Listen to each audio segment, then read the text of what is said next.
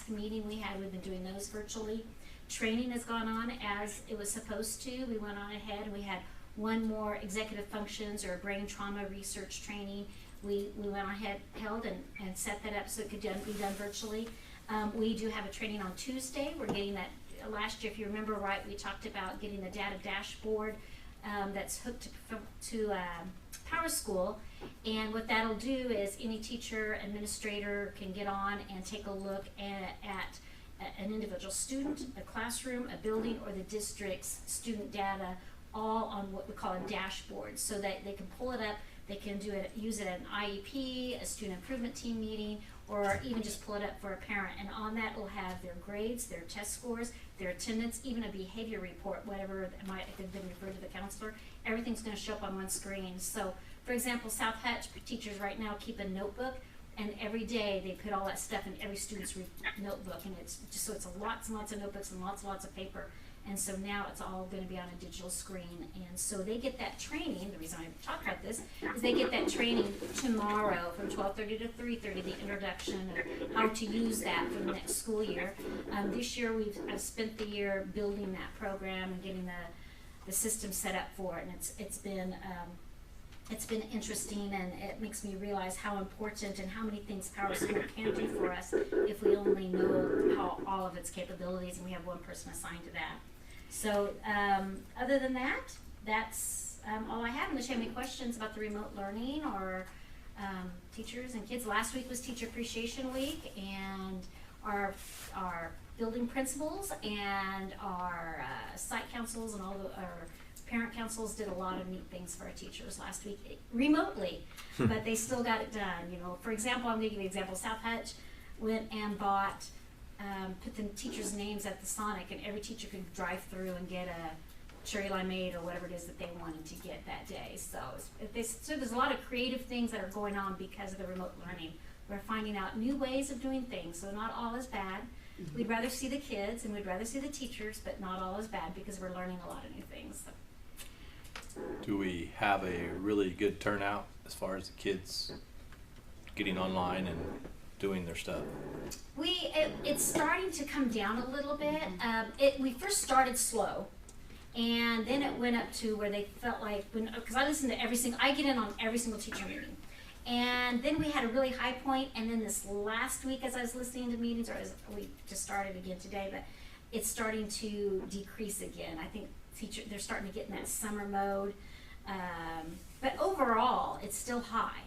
And what we've done is those weekly meetings, each building has a spreadsheet, and if the teacher hasn't heard from or had connection with a student, they put it on this Google shared spreadsheet.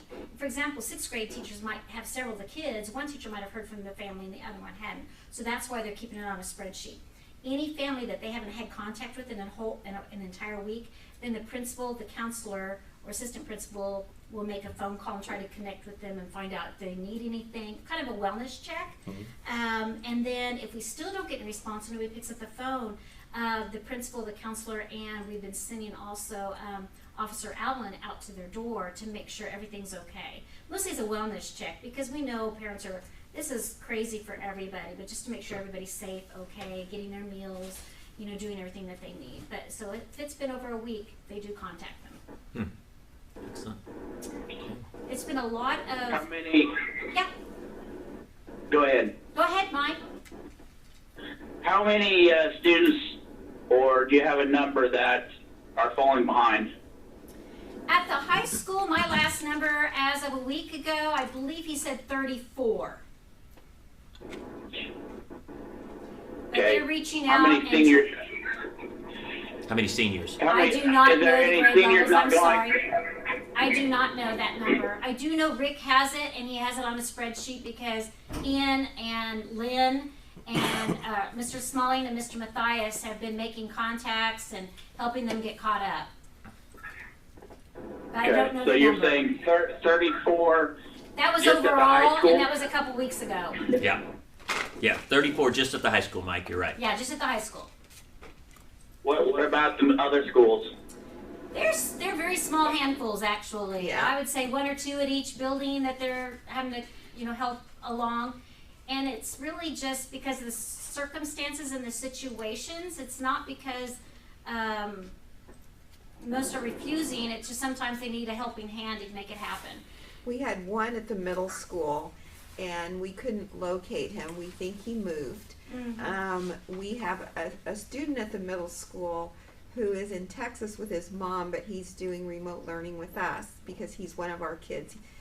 Because of the pandemic, he had to go stay with his mom.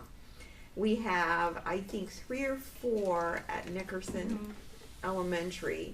They're all in one family. Now, this was a week ago. Yeah. So hopefully we've made contact with them, and only 2 at South Hutch Elementary. So I know the elementaries are just, you can count them on one hand. Yeah, yeah. So our percent's pretty high compared to other districts, yeah. Okay. And I think that's a lot due to the extra effort our principals, our counselors, and Officer Allen have done every week to reach out to him. And then on top of that, our IT team getting out there and making sure that they have what they need to connect, or switching them to packets instead of digital learning, making sure there's lots of options.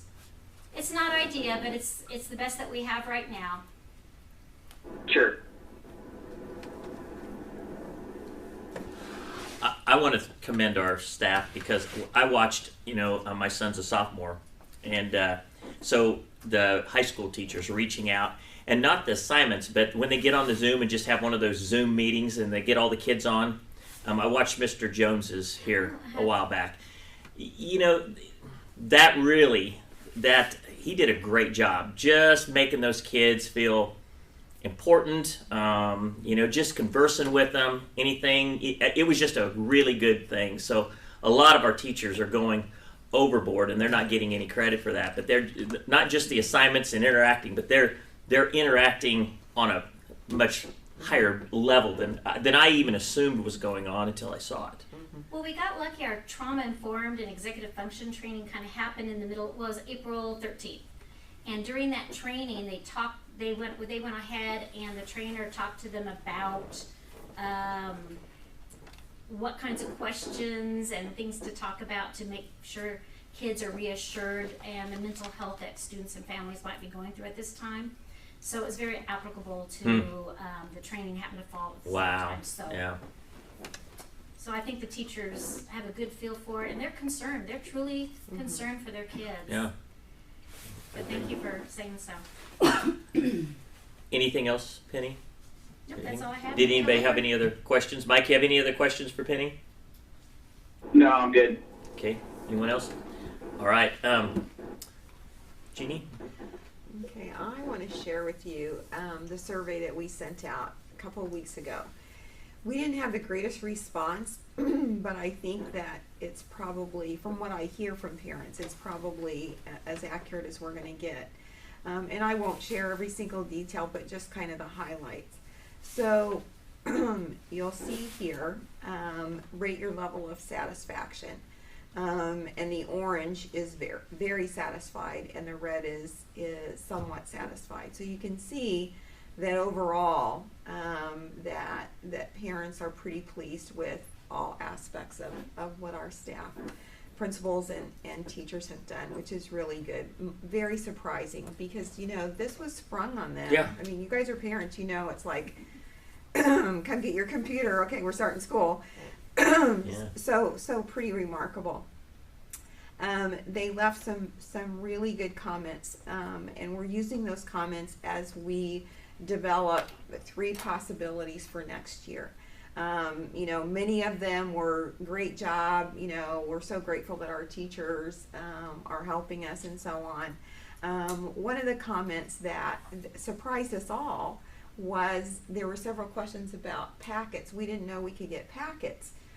And so I went back and I looked at the information, and it's kind of buried. And so, you have to, the great thing about surveys is you look at them and you go, oh, I could have done better on that. So that's what we're taking from those comments. And of course some parents are, and it's a valid thing that they get frustrated. If you have 3 or 4 kids and you're keeping a few other kids, this is really hard for everybody. And so, I'm very grateful for our parents for trying, and for working really hard on this. And so, how much support is your child getting during the day? And so you can just kind of see this. I'll send this out in this form to you this Friday. But overall, really good results. There's one I really want to show you. And again, some parents, one of the things that is difficult for our parents is that if you have a middle school, high school, and elementary kid, it might be difficult for you to do different programs or help them with different programs, which to us is like second nature. Okay, click here, go, But if you're a parent, you don't know how to get into those programs, and so those things are kind of hard. And some parents feel like they've had an awful lot of work to do, and others feel like their kid maybe not. And I know from my own 3 kids, that's probably exactly how I would feel. Stephanie would still be doing her homework. But this is the one that, and this is communication, so email and text are their top priorities. This is the one that we really need to look at and think about as we're making our 3 separate plans for next year. And the question is, as you navigate this new reality, is there anything our schools can do to support your family? And you look at the number one thing is mental health services. Floors me. Could that be for the parents though? It could be. It absolutely. I'm sure it's for kids and for parents. This is such a stressful time, and even people who don't think it's stressful. And so navigating that when you can't talk to somebody who's next to you, that's something that I've asked several organizations, what can we do? And I think all schools are struggling with that, but that was remarkable to me. And then so those are our results. And again, you can see too much work, not enough work, all of the things that you expect. Yeah. So anyway, that's our parent survey. And I just wanted to share a little bit about that. That's all I have. Questions that you have? Any questions? Mike, do you have any questions? No. Okay. Anybody else? Okay. Thanks, Jeannie. I don't have any. We'll move on. Board member request for information. I do have a question. We put up the signs, and I want to commend Rick and John for going to the extra mile and doing that. That was very good. But we had one little gal got overlooked, but I think it was so. She's an online student, and but she's not in the online. She's in our own program, the Nickerson High, and she's not in the whatever our other thing's called. I can't remember. Central State. She's not in that. So she's in blended learning then. Down the road, I think it's a good idea. I think we ought to do it every year. I think that was pretty cool. But I think we really need to make sure that those online students get included. If they can walk across the stage, they ought to be included. Absolutely. Oh, I just hate that. So will you give me the kid's name? Email it to me. I'll email it to you. Yeah. How about that? Or Rick. Email it to Rick, and he can get another. I'm sure it was just an oversight because of the chaos, everything was going on. But Dang it. So yeah. That was my one question on that. Was anybody else have any questions? Mike, you have any questions? No.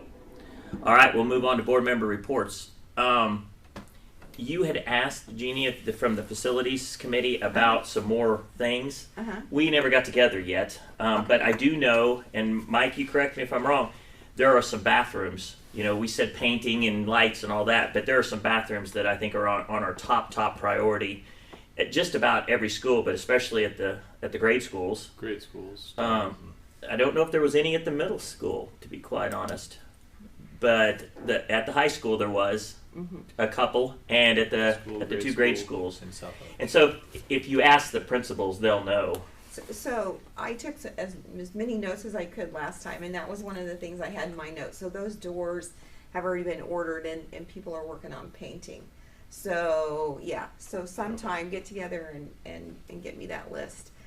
Because there were some other things that I didn't get notes that I know you guys had. And there's some outside painting. Did you get that? And when we were talking about painting, Yeah. the outside painting, Yeah. like the middle school Yeah, and the yeah. high school and stuff like that? Okay.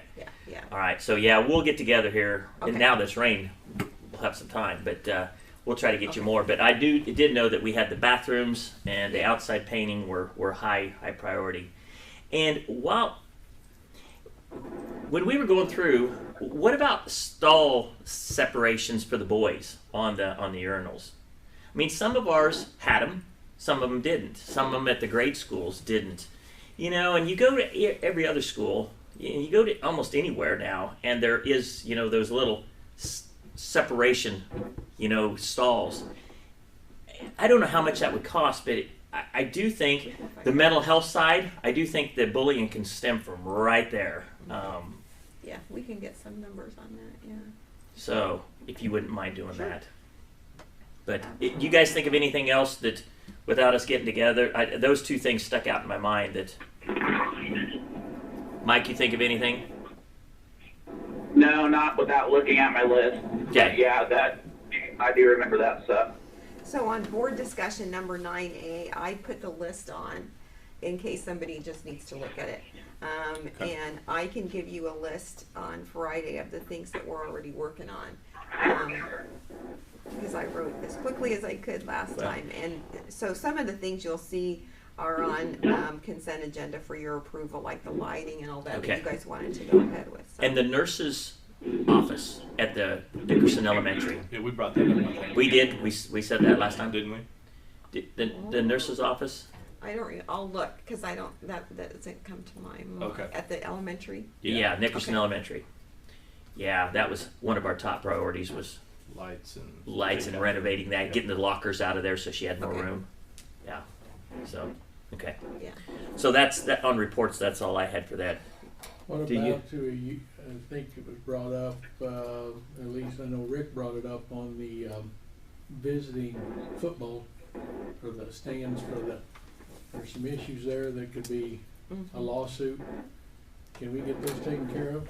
Or is that, do I need to bring that up down to items of discussion? Or what? That Oh, the needs to be- bleachers. The bleachers. That's the word. I was- Yep, the bleachers. Yeah, where do we start, Jeannie? We probably need somebody to just take a look at that and see. There are just some, you know, Some kid had an accident. safety issues. Or a year or two Just the ago. visitor ones, not the. Yeah, Yeah, just the yeah, visitor just ones. Just visitor ones. Yeah, we'll have somebody come take a look at them. Somebody that knows bleachers. Yeah, okay. Yeah, good point. Okay, other than that, move on. Okay, the consent agenda. Mike, you said you had a question about the consent agenda. Did you? No, I just wanted to make sure if I lost you to call me back before we started. Okay. Okay, anybody have any questions on the consent agenda? If not, do I have a motion to approve? Aaron, all these viruses and stuff, those are the firmware and stuff like that. So those are on new business. Oh, sorry, I'm wrong one. You're going too I'm fast going for us. I'm too far down. And I'm just too far down. And Sorry. just for Gordon's information, on letter F, letter F, Marquardt unpaid leave request, we do that every year, and so it's just kind of a formality. We have to do it yearly. So, but if not, do I have a? I'll make a motion to approve the consent agenda. Okay, thank you, Brent. Have a second? One second. Okay, Val seconds. Any discussion, questions on the motion? If not, all in favor, raise your right hand. Mike, say yes. Yes. Opposed, same sign. Okay, motion carries. All right, on to new business, the bills. Any questions on the bills? We pay the bills. Okay, there's a motion to pay. Is there a second? Second. Okay, Gordon seconds. Any discussion on that? If not, all in favor, raise your right hand. Mike, say yes.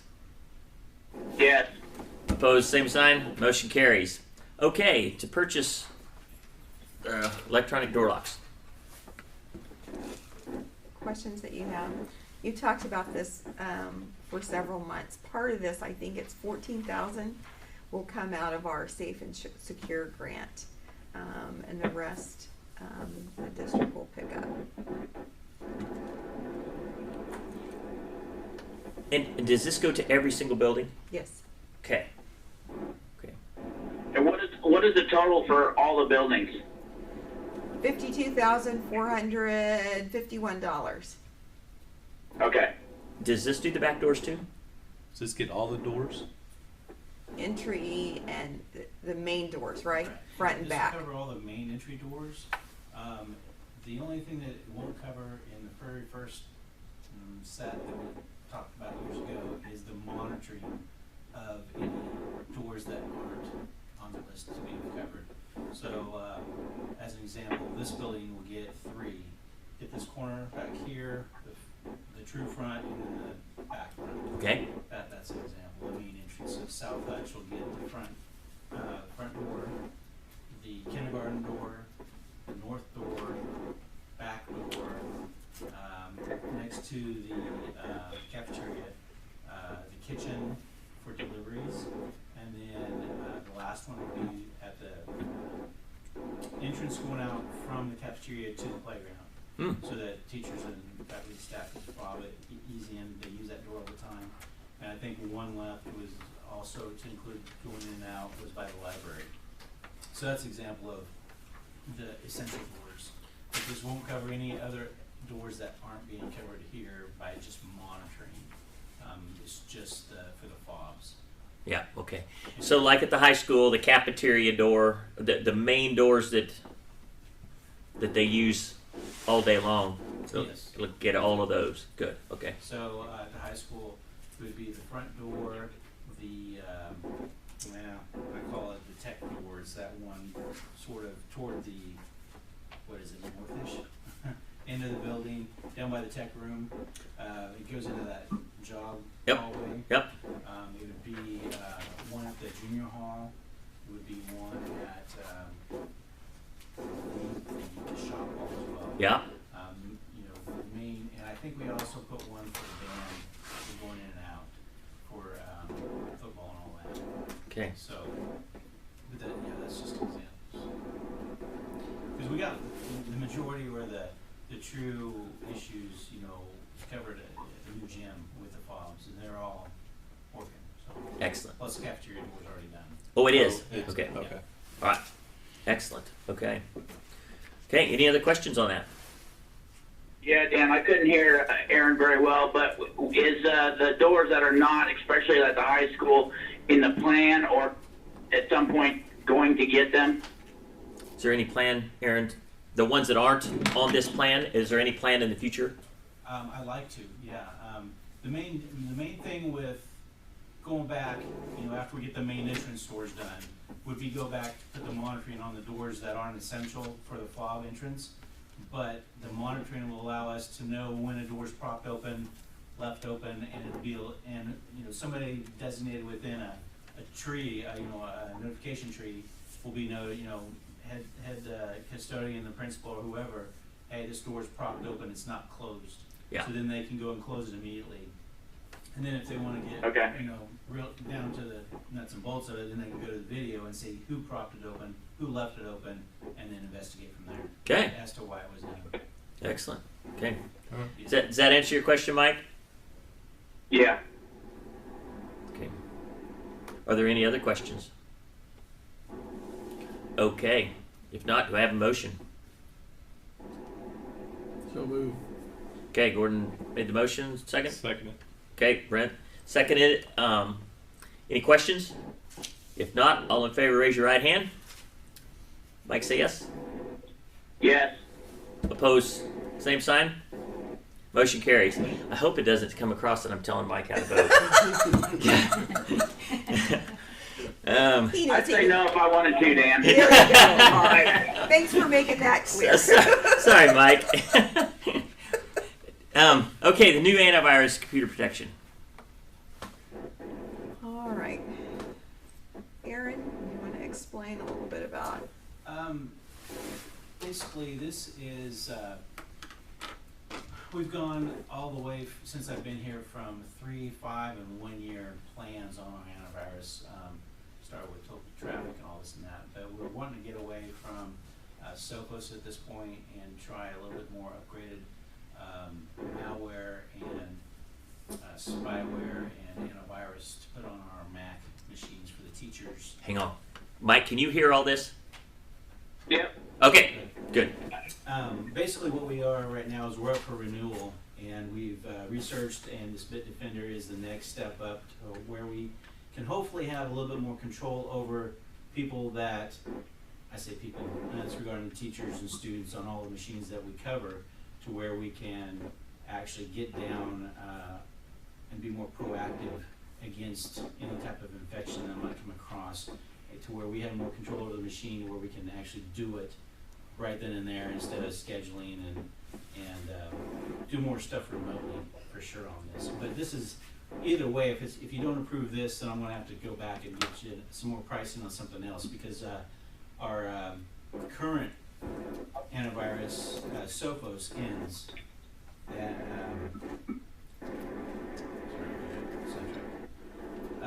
it ends like July 1. So we're going to have something in place. But this is the one that I would recommend that we move up to. What's that other one costing us? It's on the 3-year, which was 4 years ago that we did that. I believe it was like $8,500. I thought that this was a lot, but now that's probably a lot higher. Yeah, and I don't know the numbers of the Sophos. We were looking at this one. There was another Komodo where I like the system, but the company wasn't. Didn't seem like they would be very well to work with, very good to work with. And then what was the other one? Bitdefender. I think it was not Avast, but Kaspersky was the other one. And this one was the most advanced for the remote options to allow us to do, like I said, more control and to sort of take over things when the users won't let us, so to speak. Okay. So we can do what we need to do. Yeah, yeah. Okay. Anybody else have any questions for Aaron? Mike, you have any questions? I do not. Do you? We're talking about the antivirus. It's a cost of $29,877.79. That's what we're talking about. And that's for 3 3 years? years. Yes, for 3 years. Okay. So that's what, 12 grand a year. No, just 10. 10 grand. Yep. Yeah, which cut $8,500 for 3 years. Now it's 10 grand a year. That's what it's doing. I mean, it's going up because it's got to keep them Chinese out of our back door. Oh, yeah. I said that. I said it on YouTube. Yeah, you can come get me. Yeah, it's important even for Macs anymore. Genie's going, oh man. C, let's go on to C.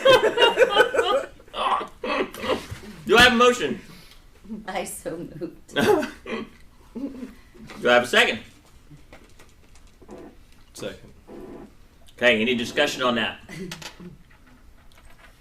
If not, all in favor, raise your right hand and say yes. Yes. Opposed, same sign. Motion carries. Thank you.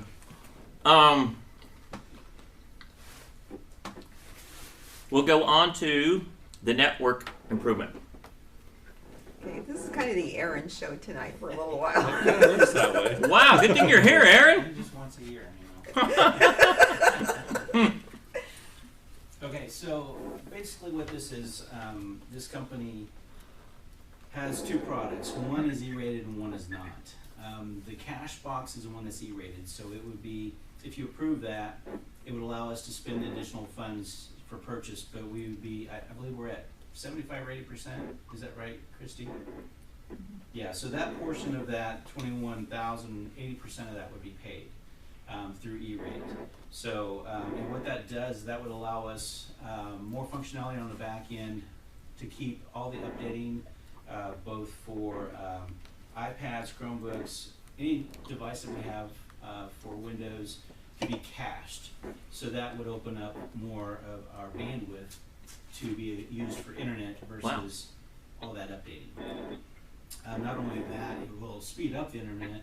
Not that we have any lagging or anything like that with our 1 gig network connection, but it would definitely add an increase to our network speed even on the internet side, because it will, if you're requesting Google or Yahoo or Microsoft or whatever it is, it'll hit that cache box, and instead of going out to get answers, it'll have the answers. So it'll spit back to that machine right then and there. And granted, we're talking seconds or milliseconds or something like that. But with the more people we have on the network, with the amount of devices and everything, it'll just speed that up that much quicker. So that's E-rate. And that right there, once we get approved, if you approve it, then we can go ahead and purchase that. But I just threw that out there, just, I guess you wouldn't even need to approve that tonight because we don't have a E-rate approval right now. But that's, the plans are in the works for our E-rate to go to that, or a portion of it. When would that happen? E-rate I think comes through, I want to say August or September, is that right? When we get approved, we know if we're approved or not. So at that point, if you approve it tonight, then once we get approved, then we'll go ahead and do it. And if not, then You bring it back when. well, either that, or if we don't get E-rate, we just won't get it. This would increase our network, but it's not not like the antivirus to where we have to have it. Maybe a couple years down the road when we get more closer to that 100% online type thing, something like this might be warranted. But right now, it's sort of a try and schedule thing. Yeah. Well. But not that far. Right? Yeah. But it's close. But yeah, it would definitely help us, but it's an E-rate thing. So the second part of that is it sort of goes hand in hand, but it's not E-rateable, and that is the DNS. And this is something that we could use right away. As far as same type of deal, the cache box, it handles all the back end storage of all the things that it's answering. But the DNS actually handles the next level down on the network to where it handles the routing function of what the cache box does. And this would definitely help us right now, but the 14,000 on this is not E-rated.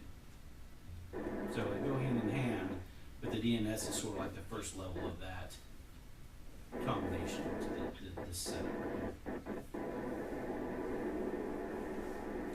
So is this one or the other, or is this both?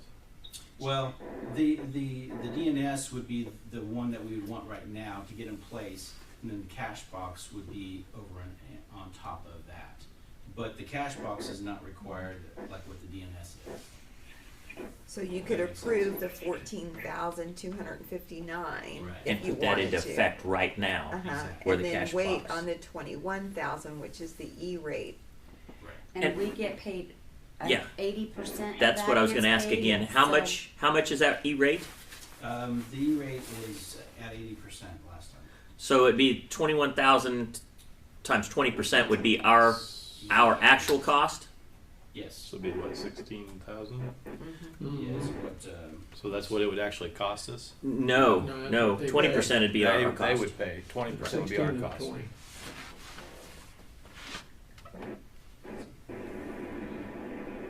So that leaves $4,335. 4,000. Yeah, that sounds better. Yeah, because I wasn't for the 21, but I can see. And not only the DNS, that's for a 5-year support contract. Yeah, E-rate is too, isn't it? Yes. So that's 5 year. E-rate goes for 5 years, at least the last stint did, as far as being able to get those funds, get your money or your hands on those funds to utilize them. I think they're going to go for another 5 years. I haven't officially heard. Do either of you know? Is it another 5 years? I'm not sure. I don't. There's a lot of things that they've been changing this for this year, and I don't.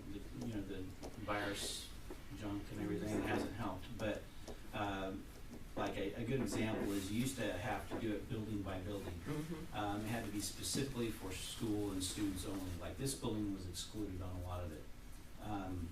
But now they're going to say, okay, you have this much to spend for the entire district, not just by building. So to where we can, get some extra switches or extra equipment, and we don't have to worry about it replaced as long as it's being placed and utilized, for what we're telling them what we're requesting for. So there's a lot of other things, but I believe they're shooting for another 5 years of money funds. Well, what if we passed this and in 2 years they don't? Then would we just drop it if they didn't pay their 80%? Would we just, or would we be obligated to kick in the 21? Well, you're talking about the cash box. Uh-huh. Correct? Okay, so the cash box, if it came to that, to where, the next step past this would be increasing our bandwidth, and by far this is the cheaper of the two. But once we get to that point is when we would probably drop this and just go back to our up in our bandwidth, so that we have a bigger pipe for everybody to flow Yep. through. And then we have to worry about, well, the next step up is, okay, once we hit 10 gig, then something like this would come into play again. So, I can see at some point where we make that trade-off and, Don't do this and exactly. do they do a one-time fee? I mean, do we put in $4,300 and they do the other $16,000 and it's done and it's for 5 years? Or is this a yearly thing where we do 4,300 divided by 5 and they do 16,000? I mean, divided by 5. No, something like this would be for 5 years. And, That's but what they I'm trying but to- they do it. It's up front. So if they give us the 16,000, we've got it for 5 Oh, years. yeah, most definitely. In fact, usually E-rate works that way.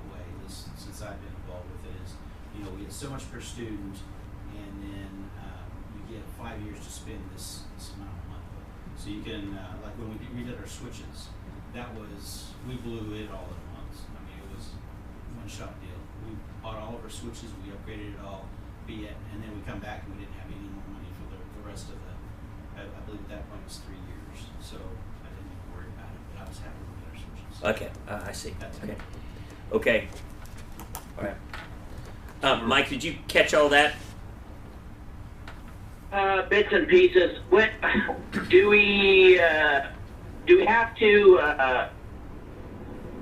do an action on that tonight, or can you just apply for it and then we can make a decision? On the DNS, if you can make a decision, that would be good, so we can go ahead and get it in place.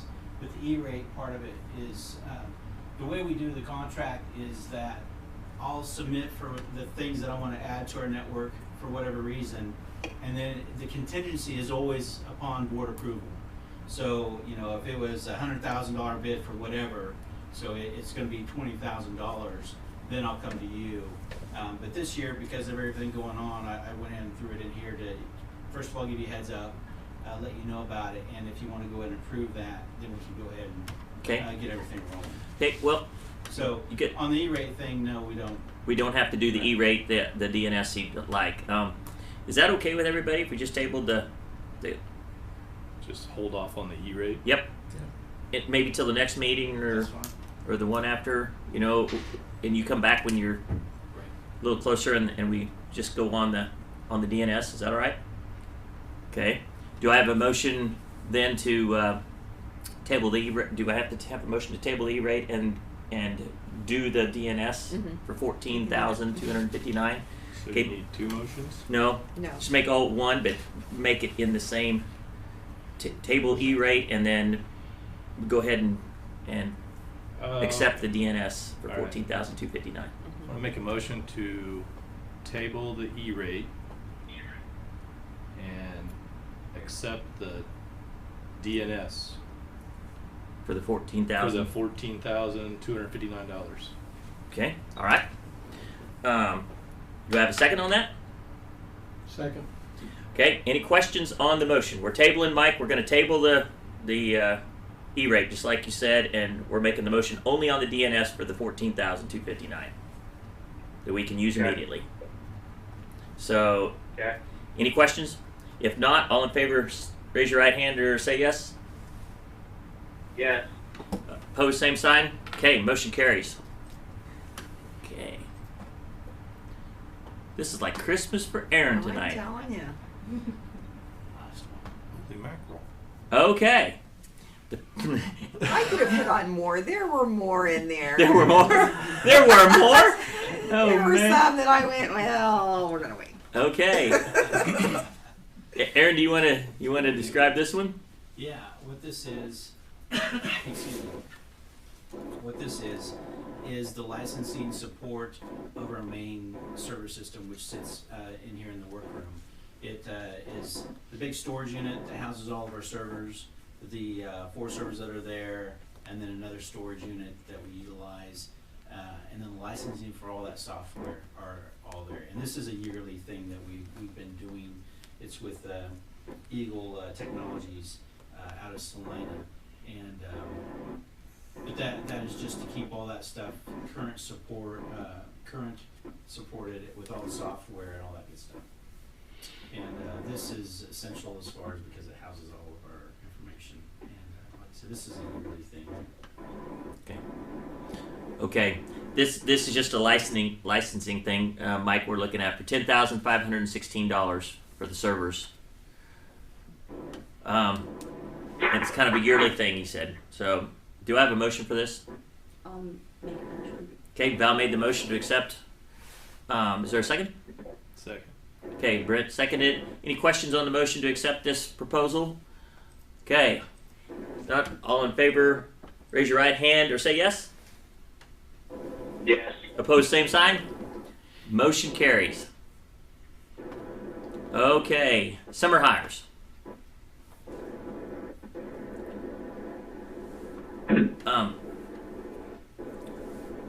Are all these going to be put to, like, So some are painters, some are going to be helping in the kitchen, some are, I think one's going to be with Aaron, 1 or 2 will be with grounds.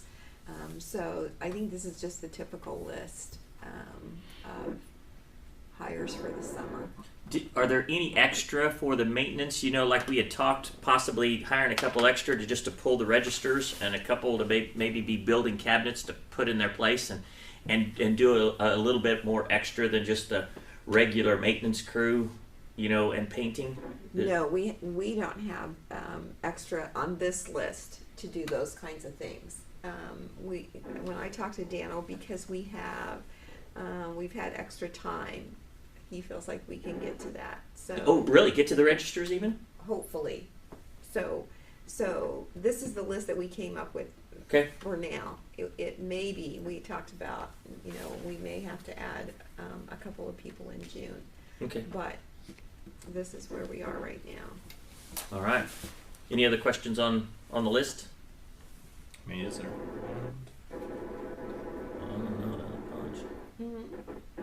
How many he said?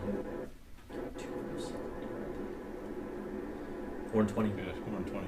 Yep. Let's count. If not, do I have a motion? I'll make a motion to approve the summer hires. Okay. Is there a second? No second. Okay. Thanks, Val. There's a motion to approve and a second for the summer hires. Any questions? If not, all in favor, raise your right hand or say yes. Yes. Opposed, same sign. Motion carries. Okay, purchase the lighting. And this is kind of what we're in the midst of doing, right? What we talked about? Yes, you know, last meeting in April, we talked about the things on the capital outlay list, and one of the things that everybody was in favor of, although there wasn't an action item, was to go ahead with the lighting and the painting. And so I talked to Dano, and he ordered the lighting. So this is lighting for the classrooms, and I believe hallways. Okay, that was my question. Mhm. Does this include the hallways too? I believe it does. Yeah, Okay. yeah. So this should take care of the lighting for all the summer projects. Okay, excellent. Okay, any other questions on that? If not, do I have a motion to accept the lighting proposal? And Mike, it's for $27,779.50. Okay. I'll make a motion. Okay. To approve it. Val made the motion. Is there a second? Second. Okay, Gordon seconded. Any questions on the motion? If not, all in favor, raise your right hand or say yes. Yes. Opposed, same sign. Motion carries. Okay, approve the new 9th grade class. So this CATS class, Rick has been talking about this, I think, for quite a while. And one of the challenges for kids as they go into the 9th grade, not just at Nickerson High School, but every 9th grade, I think, in the whole world, is, how do you transition from being an 8th grader, you think you're grown up and a big kid, and then you get to the high school and you're kind of the little kid. So high school principals across the state and really in their organization have talked a lot about having a class like this, a transition class. And so Rick and John have worked on this for most of the year. I remember they talked to me about it way back in September, October. So this is the class that they're proposing. It's one class. It'll be required by all 9th graders. And then you can see the 4 key areas that they want to develop: character, academic achievement, teamwork, and success in career and life skills. So they have a designated curriculum. They're ready to go. Penny, do you have anything to add? Is it 9 weeks or is it a semester? I think it's the whole year. The whole year? The whole year? I think it is, isn't it? We can fit that into the whole year and get everything else in? Is it only a I 9? thought it was a semester, but I could be wrong on it. Oh, so I do know this is something that Rick has, I'm sure he'll text me here in a bit. He's been texting about the meeting, so I'm sure he'll let me know here pretty soon. But this is a class that we've been talking about for some time. It's a lot of the things that are on this class are some of the things that our parents have been requesting and saying that, boy, we wish our freshmen knew how to do this. We wish all high schoolers knew how to do a budget or apply for a loan or any of those types of things that they don't know how to do. Wish they knew a little bit about the rules of the handbook and how to be successful, how to apply, start with Zello, your independent learning activities, how to navigate that world as they move through the high school and through the college. And so this is the answer to some of those requests that our parents have been making, also that we've identified that students are needing. And I thought it was a semester. First semester only. I get my own. Okay, yeah. So I thought, it's just for that first semester, because obviously we don't want to take all the electives. Yeah. But we think this would prepare them for the rest of their high school and post-secondary world. whether Especially it's the trade post-secondary. school or it's all of that stuff, so they can start planning for that future and answering the needs that our parents have been asking for us to address for some time. Yeah. Post-secondary, I just was scanning this. How to take notes. Mm-hmm. When I was in college, most of the kids that I was around had poor grades, not because they were dumb. They couldn't take notes. No one had showed them how to take notes. Man. So I think that's great. Mm-hmm. I think some of these are basics, and even taking notes when you have a job, you got to take notes. But no one teaches how to take correct notes, how to listen for the important things. Yeah. So I think this is great, and it's called Cats. Yeah, for Panthers. So we could call them little cats. I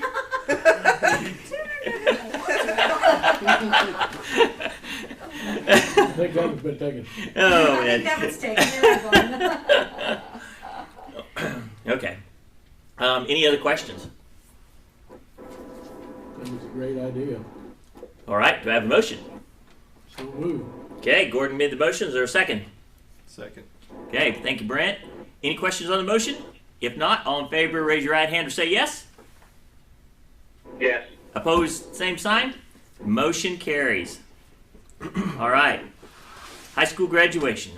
All right, so this is graduation. I think has been the most difficult thing out of all of this, and so we're proposing that we have an in-person graduation on Saturday, July 25th at 11 o'clock in the morning.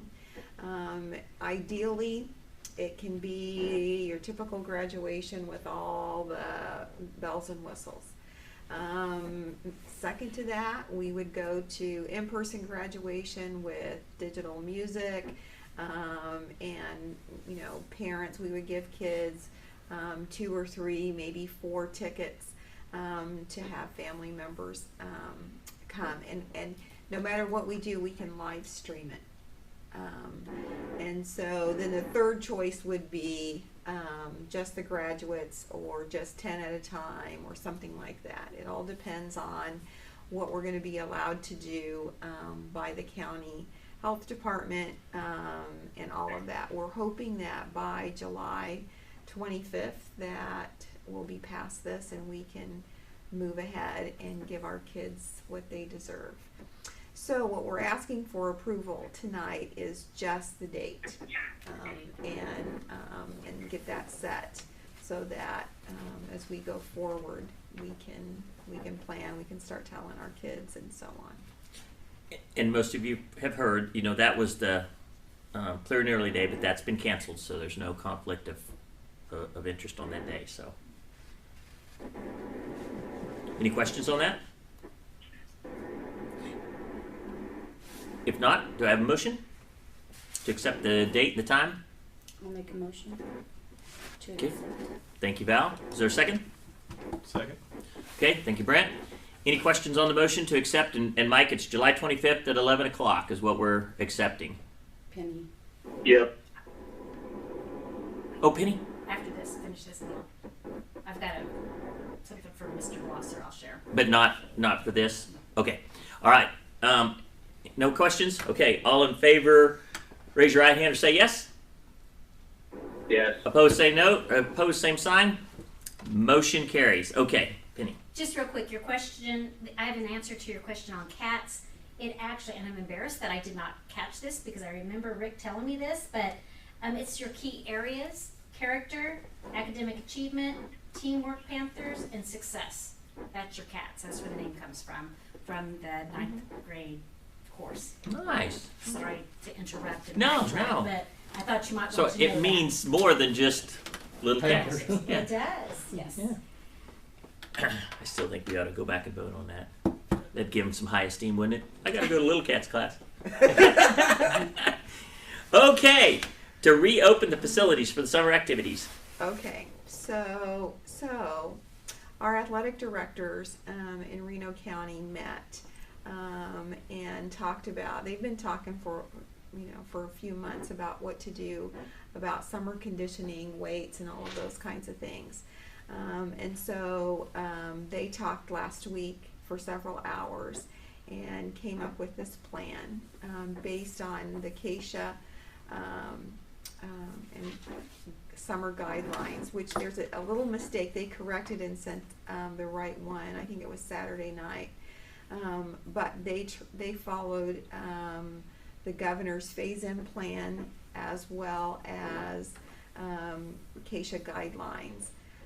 And so the plan is for all high schools in Reno County to open facilities. So that will be we're in phase 1. Phase 2 hopefully starts May 18th. This will be phase 3. And so you can see what the plan is. So for phase 3, which is June 1 through June 15th, all conditioning would be outdoors. That allows for the 6 feet distancing that's required, and so on. So we would have hand sanitizer, infrared thermometers to take temperatures. If there's any elevated temperatures, kids would be sent home immediately, and they would start for those 10 days just outdoors. And then if the county allows us and we continue to phase 4, June 15th through August 15th, then students would be allowed to go inside, and social distancing is still applicable in phase 4. You can have bigger groups, and you can scroll on down through the general sanitation guidelines. So Coaches would be in charge of making sure that everything was cleaned and sanitized between student use. So when students use weights or whatever, that would be taken care of. So that is our plan to at least a slow start in getting kids back into our building and start with conditioning and weights later on. Is John, our AD, is he happy with all of this? I mean, is he seeing any problems with any of this? No, he was part of this plan. He and I talked about it several times, and you know, I think they came up with a great plan. They were very careful. We had this approved by Nick Baldetti, our Reno County Health Department director, and he said, he would put his stamp of approval on it. So I think we're good to go. Are there any other questions about this? Yeah, Jeannie. Only thing that I'm a little concerned about, and maybe they're working on it as far as Keisha, as far as making it so it's straight across the board, as far as everybody doing the same thing. Because just because we're in Reno County doesn't mean Lyons County or Sedgwick or any of these other counties that we play are going to follow that. Yes, you're absolutely right, and that's one of the kind of muddy, watered part of all of this is that those are the difficult things. So other schools in our league may be doing something different, and that's just how it's going to be. In our county, we have a different set of guidelines because we have different needs. In Reno County right now, last I heard, there were 53 cases, 30 some have recovered, but we have, I think the last I heard, 7 kids who had tested positive or were presumed positive. I think mostly have recovered now, and so it also has to do with hospital capacity. So if you have 1 or 2 cases, but you're close to a hospital that has the capacity to take care of those 1 or 2 cases, then the rules might be different. And so that's why we wanted to at least be in alignment in Reno County. So yes, you're absolutely right, and I think that's going to be the same across the state. I think things are going to be very different in Finney County than they will be, in Reno County. And I think that's just going to be one of the challenges that we have for this year. I have comments from Mr. McLean. He does say that he's very happy with the plan. He's very pleased, and especially because our Reno County Health Department is approving it. He did say something that, it's not going to happen with Keisha. It's not going to be straight across the board, just like Dr. Sturgis shared. And he also, some kids in the state, we're probably seeing better than most kids. Some kids in the state probably won't get to do anything at all, or much of anything at all. So we're kind of in the middle. And remember, it's voluntary, so if parents don't feel like it's a safe thing, Yeah. We just want to start something back to normal if we can. So I applaud John and all of our Reno County ADs for putting this plan together. They did a great job. Yeah, looks good to me. Any other questions on this? Mike, do you have any other questions? No. If not, do I have a motion to accept? I'll make a motion. Okay, thank you, Val. Is there a second? Second. Okay. Any questions on the motion in the second? All right. All in favor, raise your right hand or say yes. Yes. Opposed, say no. Or same sign. Motion carries. Okay. The summer use of the facilities by outside groups. Okay, so I explained a little bit about this in my update, but during the summer, a lot of groups use our facilities, and we want them to. Our community pays for our buildings, and we want our community to have full use of our facilities. But this is not a typical year, and I think that as you consider this recommendation, that most of the time people can use our facilities, and our kids can be in there later that day or the next day or whatever, and we don't even know. It doesn't matter. But with COVID-19, it does matter. Somebody can leave the virus on a surface that might be missed in cleaning and so on.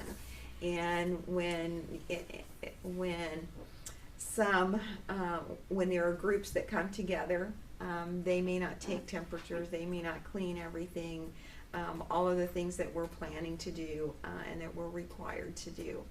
And so I feel like that our number one responsibility is to make sure, number one, that we can have graduation on July 25th, that we hold everything as tightly as we can so that we can at least give our kids this one special event. And then the next part of that is, we're starting to plan for school to restart in full force in August. And so we don't want to have a community of sick kids and sick parents and so on. And so my recommendation is that while we go ahead and start with conditioning and so on with our kids, where we can control all of that we don't allow outside groups, MAYB or anyone else in our buildings, at least until the next board meeting. And then you reconsider again to see where we are. And so that's my recommendation. And so whatever questions you have, I'd be happy to answer. Okay. Anybody have any? I think something like MAYB, I think that needs to be looked at awful hard, because I was involved in that 18 years. Mm-hmm. Coaching that, because you could get kids from Penny County, you could get kids from Kansas City. Yeah. It's not just local. And, Right. And I think my first recommendation that we wouldn't allow them at all. Okay. I think that would be safer for our buildings Mm-hmm. and our staff and everything, but that's just right off the cuff Mm-hmm. too. But any organization like that, we're coming in from a long ways. If we can still support our local people that pay taxes and everything looks good, that's fine. But that organization, and I have nothing against the organization. Yeah. I was with them for 18 years. But Yeah, and my kids play too, yeah, so I know what you mean. I just think that would be a wise decision going Mhm. so we can get ready for August. Okay. So this. Can you? Yeah. Yeah, Mike, go ahead. Real quick. Yep.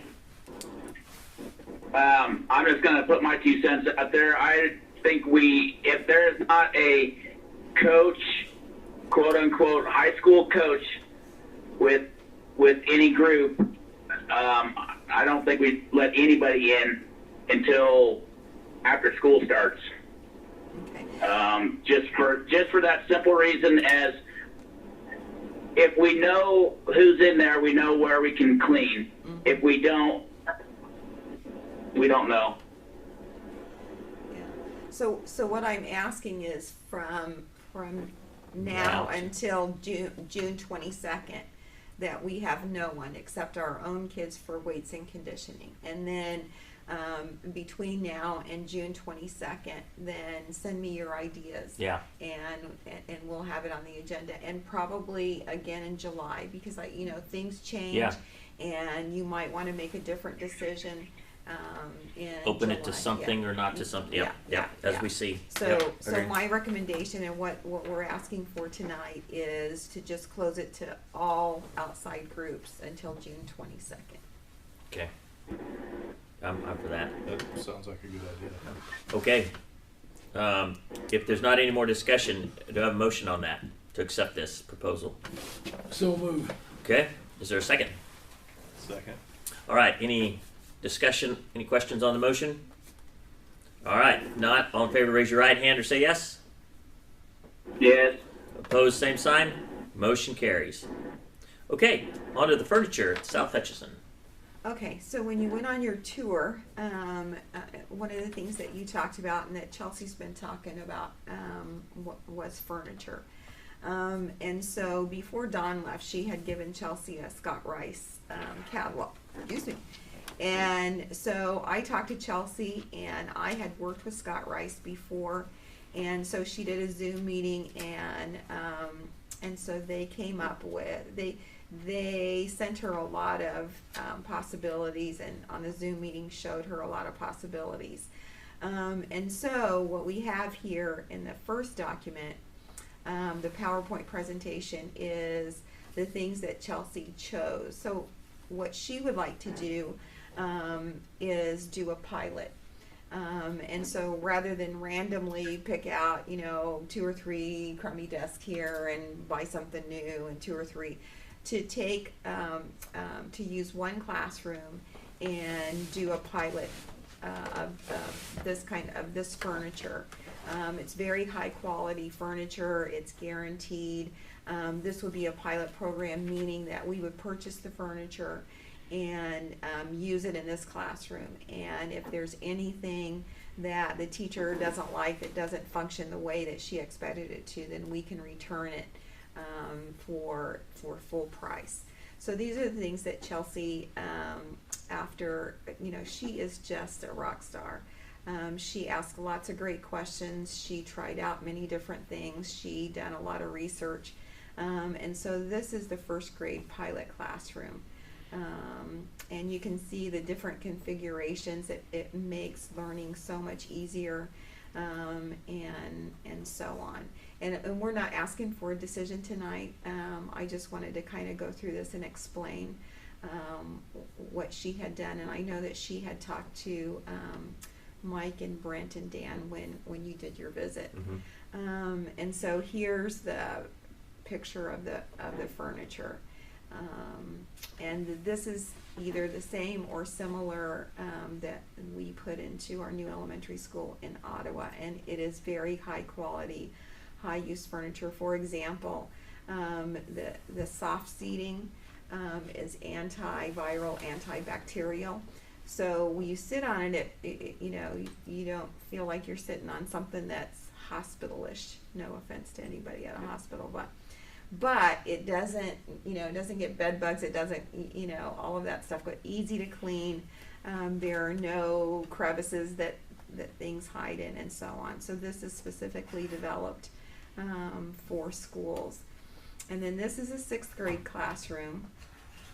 And these are tables. They have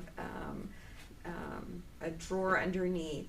And then what you see here are marker boards that kids use. They can put them up between here and use them as study carrels, or now social distancing. Who would have known? I mean, these have been around for a while.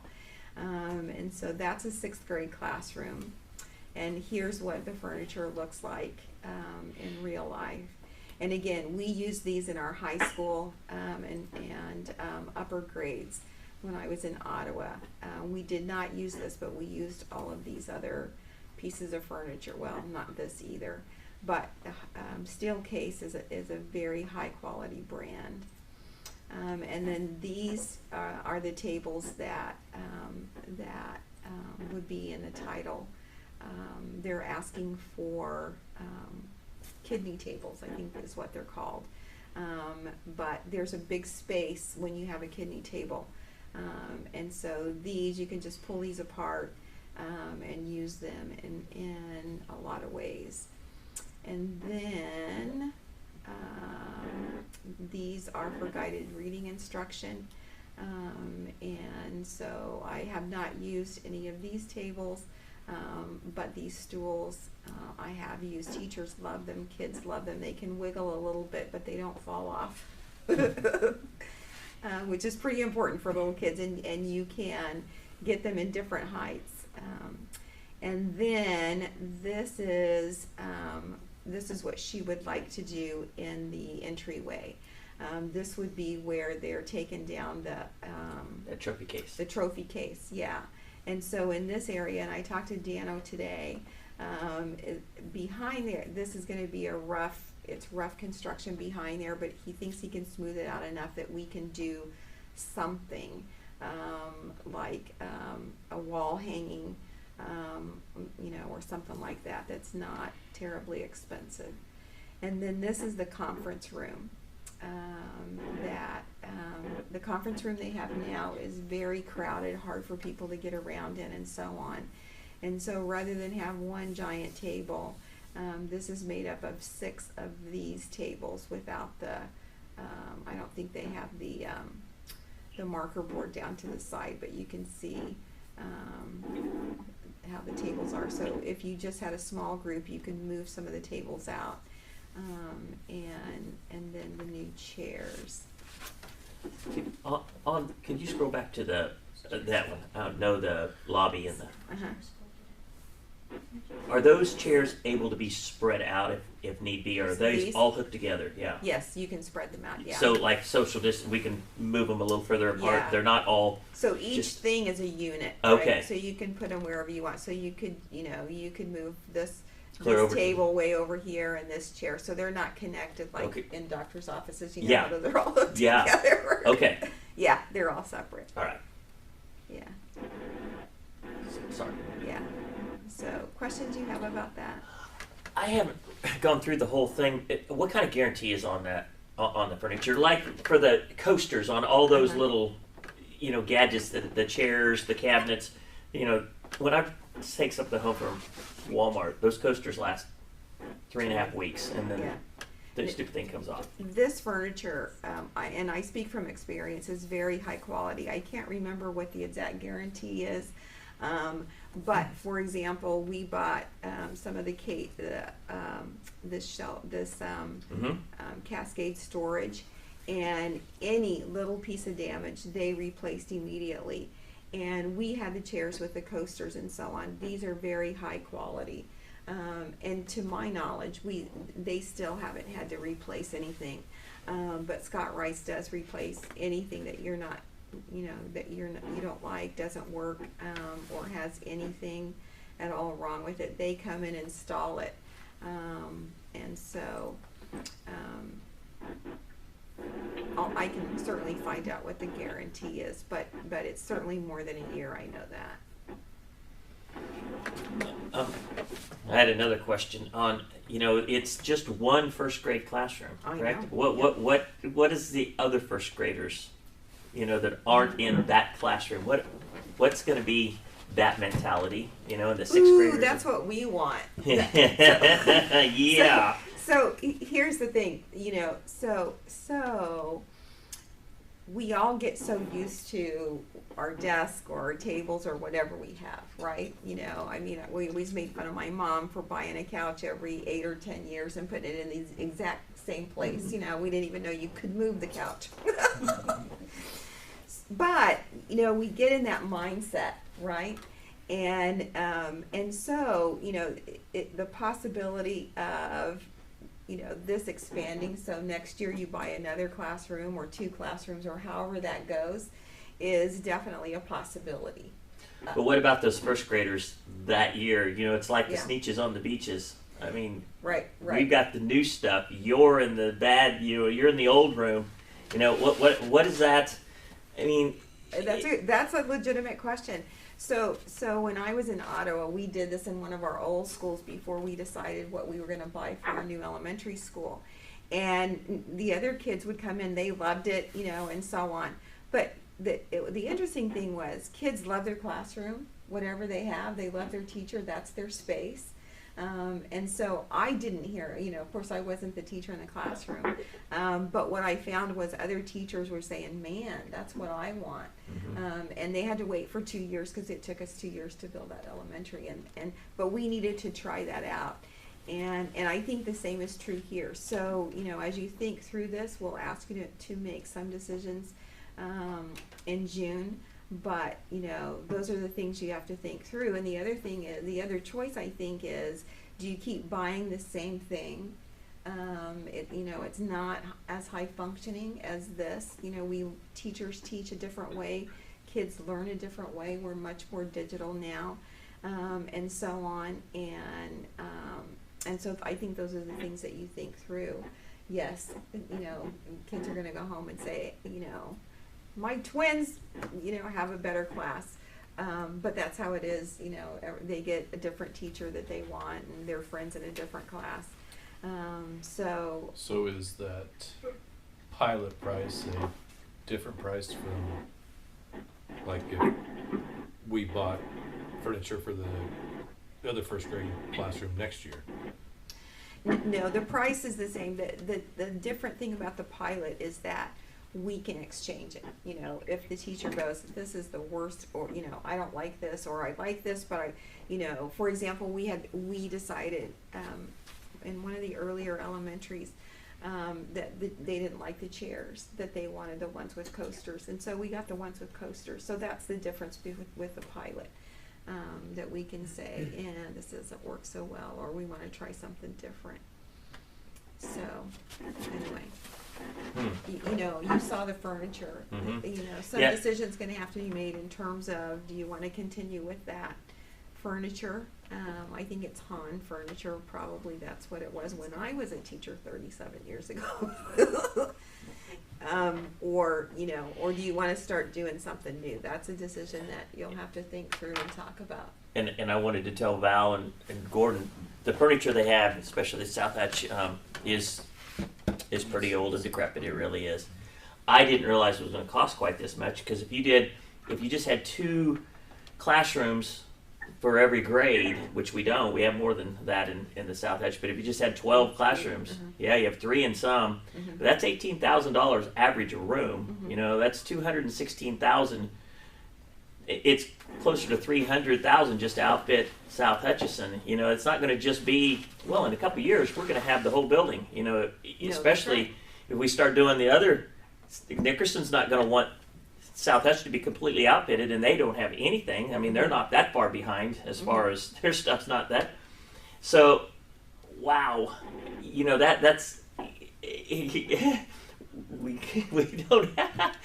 I just didn't think when we were talking about new furniture, I didn't know it was going to be $18,000 a room just for some desks and chairs for the kids.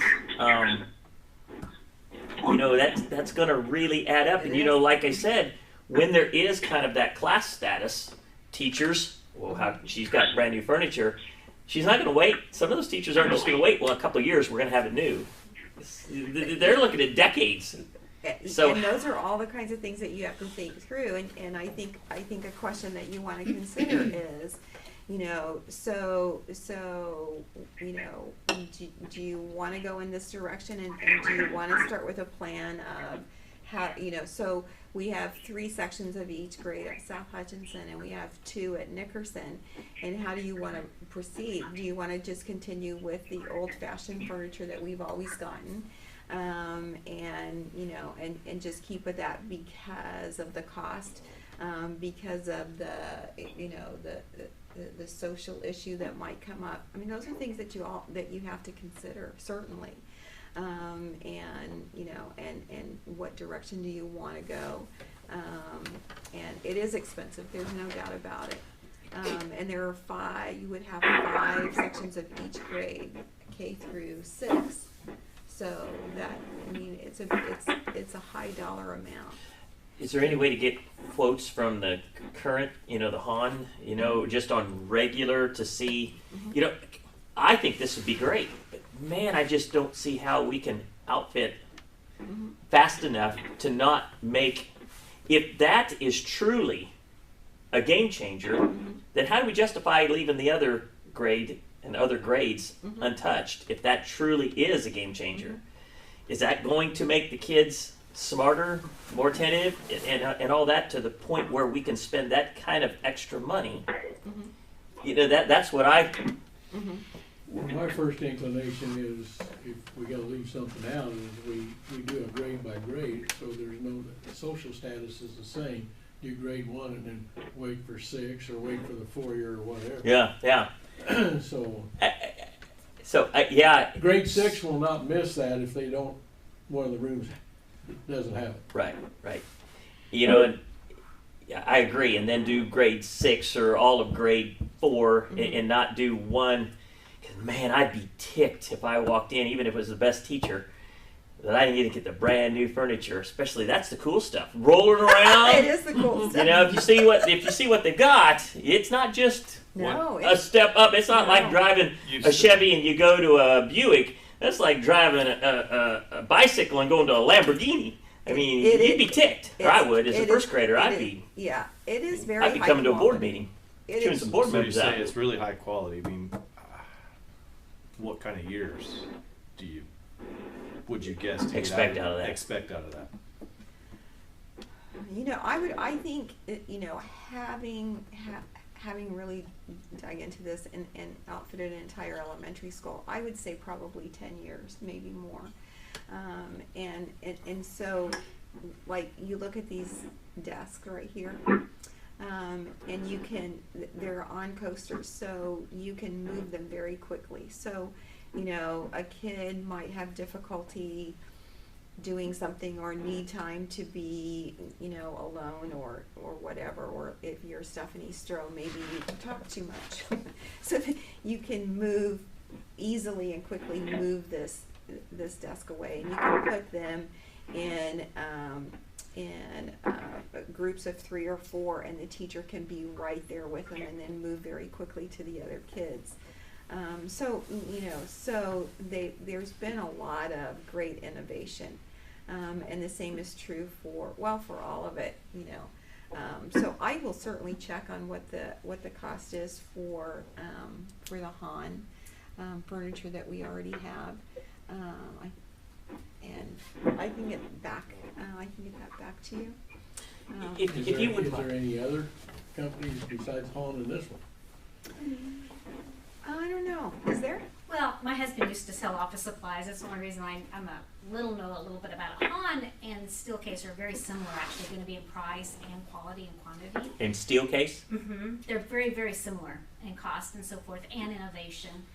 You go much lower, and I can tell you just from experience from other districts, Yeah. they fall apart quickly, and you're actually spending more money. Yeah, I But would the other agree. part I want to share with you real quick is both Dr. Stroh and I walk through the classrooms all the time, and a lot of our teachers are already trying to create that environment that Yep. you see there Yep. with what they have. Yeah. It's kind of clunky looking, but that's the environment they're already trying to do because of the digital world and everything that we're working in. Does Han have anything in this? You know, the you know, My not guess is maybe yes. with the wheels and the, because I know that'll add a lot of, you know, some of this, just even the design, you know, is going to add Yeah. some cost to that. And you might do some price comparison with Office Plus or Robert Hedgeline. They both do carry Jim Heimerman is our representative. I would ask, he might be able to throw you a quote. And actually, they do Steelcase also. So But they I could might see be able to compete. the casters being a benefit, though, as They this really are. taking it easy on our carpet. Yeah. But the Oh, thing- I agree. The thing I want to share though is we walk through the rooms and our teachers are trying to create this environment with what they have. Yep. Yep. You know, And and I agree that's- with the whole concept Yeah. that I was hoping, just like the lights, to get it done in the lifetime of myself, you know? Yes. I'm just afraid that It's the first a long-term graders, plan that you have to do this grade for this year. the first graders are going to be sending their children to first grade, and they're going to go, "Hey, you finally got the second set in. That was Way to my go, chair." guys!" Yeah, I had the good ones, and you now have this. You know, the second However- room is finally done. The desks that are in the first grade right now are the same ones that those kids are 38 years old. And that says a lot. Yeah. 40 years old. I mean, they walk and go, "Hey, I think this was my desk. Look, I still have the carving underneath it." Right, right. On it." So, and also the chairs and so forth that are in there now, and I think I've mentioned this before, you know, everything, the wood's getting snagged. Yes. Just like our textbooks. It Everything's needs falling replaced, but the little trouble is, girl's hair. Back in the day, they used to put these little pins like this. Yeah. The little girl's hair gets tangled up in that when they get to pull up, and so the chairs are. Everything about children's furniture is much smarter and Right. better It is. developed than it was. but just to Penny's Yeah. point, if we only have enough money to do 2 classrooms every year, what about those little girls that are in the other room, you know, in the 2nd grade, and the 3rd grade, and the 4th grade, and if they get lucky, they get the good room in the 6th grade, but if they're not, you know, what about those kids, that's what I'd like to impact more kids faster. For less money. Right. Well, no, for the same amount of money, but impact more kids. I'm willing to spend $64,000, but if I could do 4 classrooms every year or 6 classrooms every year, I could go through all the buildings and impact those kids. If it makes that much of a difference, it looks to me like it makes more sense to try to do more instead of focusing on going, hey, we got 2 whole classrooms that, you know, we're hitting a home run, and the rest of them. And you know, just like when you talk to Chelsea, that the idea I think of doing the pilot wasn't just to go, okay, every year we might just do 1 room, but to try the furniture out, so other To teachers see could if there's come. actually an advantage. Yeah, so other teachers could come and check it out and so on, which is what we did. We only had, I think we had either a kindergarten or a 1st grade and a 5th grade. And the idea was, you know, other teachers could come and check it out and so on to see, you know, to see what it was like, so that they didn't show up in a new school and go, oh, I don't know how to use this furniture. Yeah. So you know, whatever you do, if you're going to do something that big and drastic, I do think that you need to pilot it for a year, but you probably want to have a plan so that you are doing, you know. Yeah. A commitment. 5 classrooms a year. That's right. For example. A commitment to get it done. It's I agree. 20-year plan at this. Yeah. Yeah. And by the time you do your last classroom, it's going to be 10 times the price. So that was. Okay. I just wanted to present that. You guys had asked about furniture, and Chelsea's done a lot of great work, and I appreciate. Yeah, her I do work. too. Yeah. I'm excited, and I think something needs to be done. But if you could check into some of those other companies and you know, maybe that we get 1 room like that and get a couple rooms with the haunt and just see what happens and see. Yeah, sure. You know, if you don't see a huge difference, then maybe we can afford to just to do half a building a year. Yeah. So. Okay. Okay, Mike, you have any questions on that? I know you're kind of without seeing the pictures and all that, but anything? No, that's fine. Okay. Anything else? I'll move on. Okay, we'll move on to the CARES Act grant. So I've been giving you some information about the emergency relief money that's coming our way. There will be 3 separate pots. One will be for special education only. One we don't know anything about. And this one we think is going to be our biggest pot of money. And this is going to be federal money, and it will come to us much like our title money. And so the idea behind this, I'll just open the application. The whole idea behind this application is to give some guidance in terms of what the district can use the money for. And so we have more than a year to spend the money, but the most important part of this is that we can use it for the effects, the extra money that we have and will in the future spend on the COVID crisis. For example, as soon as this hit, you'll recall that you had a special board meeting and we asked for computers. So we can use this money. We can draw some down to replace that money for those computers in those cases. You'll remember that we talked about the reason that we needed those higher quality cases, that we wanted to protect that investment. And we had no idea that there would be a chance to have money to do that. So those kinds of things, the extra cleaning, you know, the thermometers that we're purchasing, masks, all of those kinds of things, plus additional things. I mean, there's just a lot of things that we can use this money for. But first we have to apply for it. So this is the application, and we just need your approval. And I will send it in, and the money should start to be available by about the middle of June. So, yeah. Okay, any questions on that? If not, do I have a motion to approve? So moved. So, second? All right, any questions on the motion? Okay, all in favor to accept the CARES Act grant? Raise your right hand or say yes. Yes. Pose same sign. Motion carries. On to handbooks. On the handbooks, you received them in advance, so I'm just I kind of summarized them real quick for you by going through what they're all doing. Our principals are working really hard on aligning our policies with each other so that they're similar if they go from building to building and as they move up. So that's what most of our handbook updates were this year. Everybody, all the buildings are updating or putting in a policy about proof of residency so that our students who are coming in from out of district will need to prove that they live in our district, especially if they're a student that we would question, grades, attendance, behaviors, and so forth. They all, of course, updated the board members' names, so that would be one. They also updated the drills so that we have 4 fire drills, 2 tornadoes, and 3 crisis, which is a little bit different from last year. Then our high school and our middle school both updated in the drug policy area. They updated the definitions of the tobacco policy, mostly because there's always new product out there, so they had to update the definitions of that. And our elementaries, both of them updated the area that was in truancy and attendance and aligned that with the current laws and what's recommended as best practices, so they updated that language. Then at Reno Valley Middle School, what's different from them than everybody else is their grading scale. They aligned it with the high school, so the high school and the middle school now have the same grading scale. I believe that was something the board had asked them to take a look at. And then also they updated their drug, on top of the other, the tobacco definitions, they also updated the testing procedure. It's mostly formality. If a parent wanted a second opinion, they just kind of updated that and made some improvements from how it was worded the years before. And then in our pre-K updates, of course, they have their own handbook because there's so many different regulations to pre-K. They strengthened the area about walking home alone. We had 3 and 4 year olds.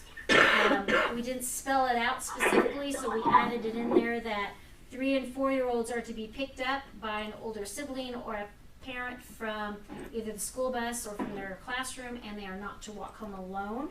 And then they asked to have lowered the temperature threshold just a little bit for this year only to help with the pandemic and the COVID-19.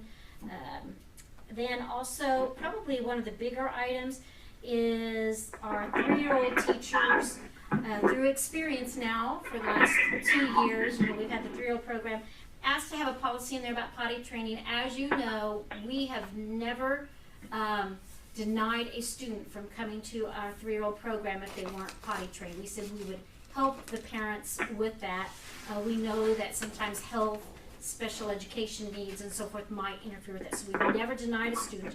However, we still think it's the primary responsibility of the parent, so we put some wording in there about that, and also we put in there that if a student that is 3 years old is not potty trained by December 1, that the teacher, along with the parent and other members of the school, such as maybe the counselor and the nurse, would work out on a potty training plan alongside the parent and actually have our handwritten plan out.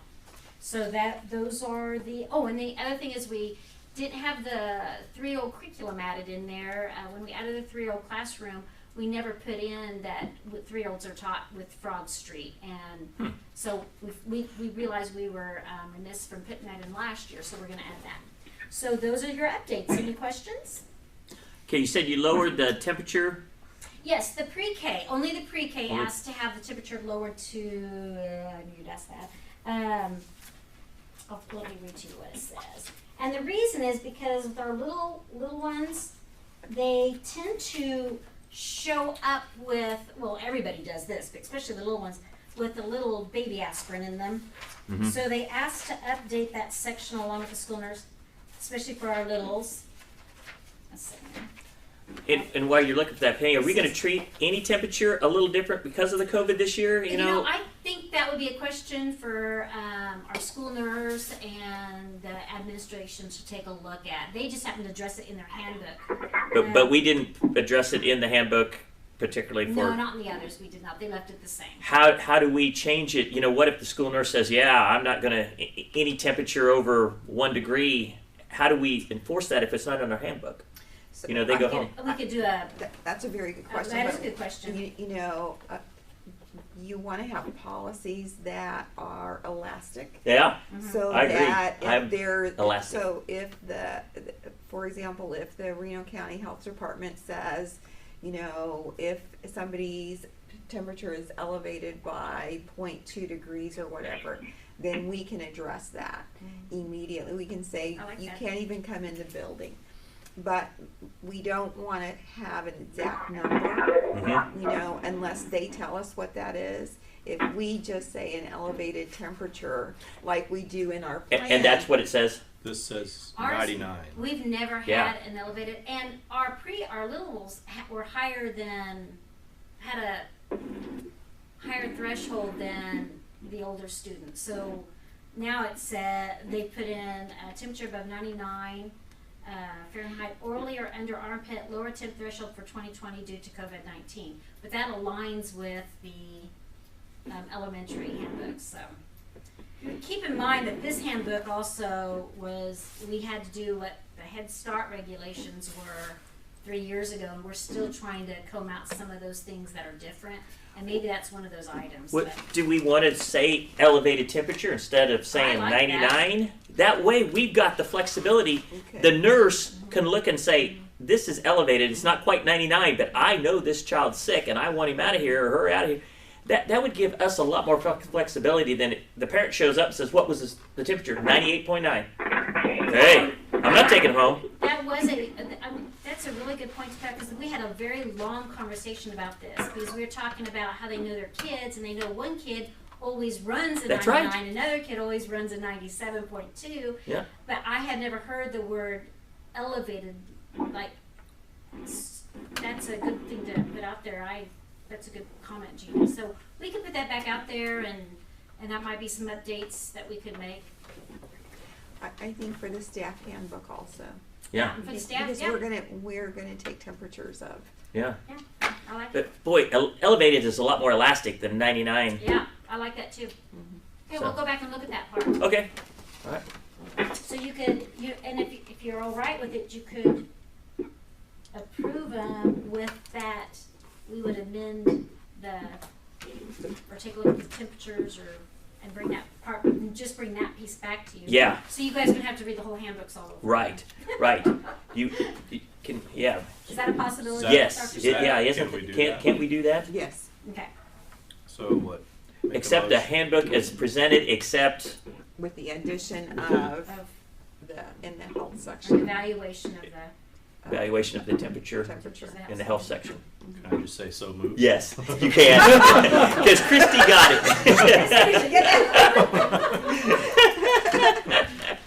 Okay. I have a motion. Do I have a second? I'll second. All right. Any questions on that? Mike, do you have any questions on what we were talking about? No. Okay. There's no principles. If not, all in favor, raise your right hand or say yes. Yes. Opposed, same sign. Motion carries.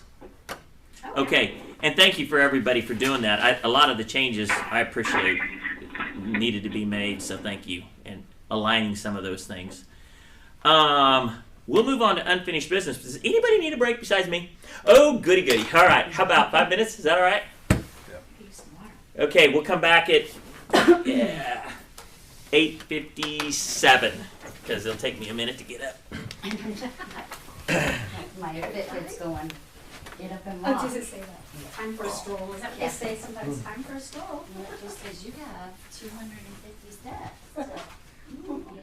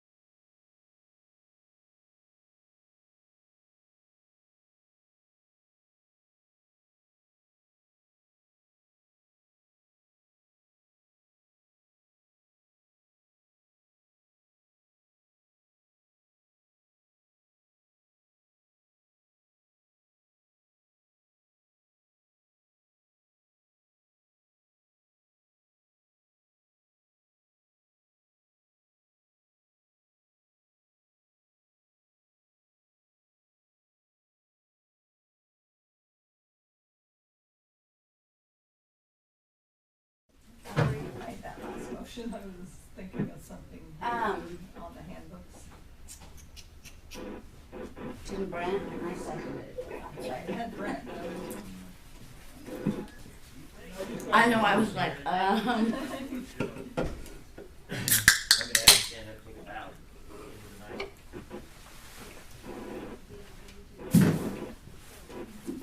Kids surviving. they've been working a lot of hours Have they? Where they work? at Dillon's on 4th Street. So Trey had, well, the last 3 or 4 weeks, he's been working almost 40 hours. So it keeps them busy. Oh, yeah. Okay. They'd rather do that, and they have money, and they can do what they want. They And were wanting to know how He- they they're- could be involved. he's trying to get, they had asked him if he would become a farm tech. They want him to, because he's been working in the pharmacy some, Even if they but retire. of course they can't right now because they have to go to, he has to go take a test and stuff. And Pretty good money now. oh yeah, My son actually, I think they're all hiring for that. oh really? My son, Brent, he, It's not, but he's over all the Dillon pharmacies from and they can make West. those And he comments. does all the. Okay, that's cool. And we will address those. Well, and you know, Trey's going into chemical engineering Okay. I'll shoot that And- one up, I'll try to get with a minor in biomedical, so it'd be good for him to have that, work on the weekends and stuff in Lawrence when he goes to school, so, Where's he gonna go to school? KU. He got the highest scholarship for academics that you can. I know, I hope that, Scroll on that. Scroll. It's like. did he shut that off? It's like 8 pages. There we go. See us moving around. On Jimmy, on that Uh-huh. proposal There for was- door locks. Penny pointed out, somebody asked in chat to make a comment at the end that. We just, No, Dan's Just gonna, have him remind Yes. people that. we just talked about it, he's Oh, going we to. did just talk about that. Okay. Yeah. To not what? They're- That they need to have it to be by the. Yeah. Yeah, just go back to that and scroll it and see, but.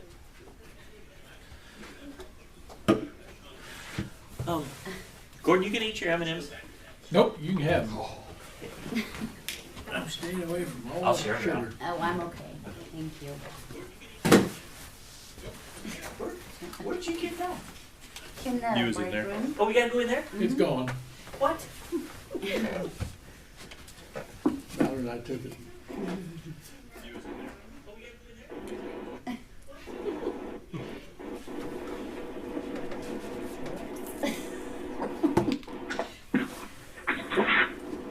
Well, everybody knows.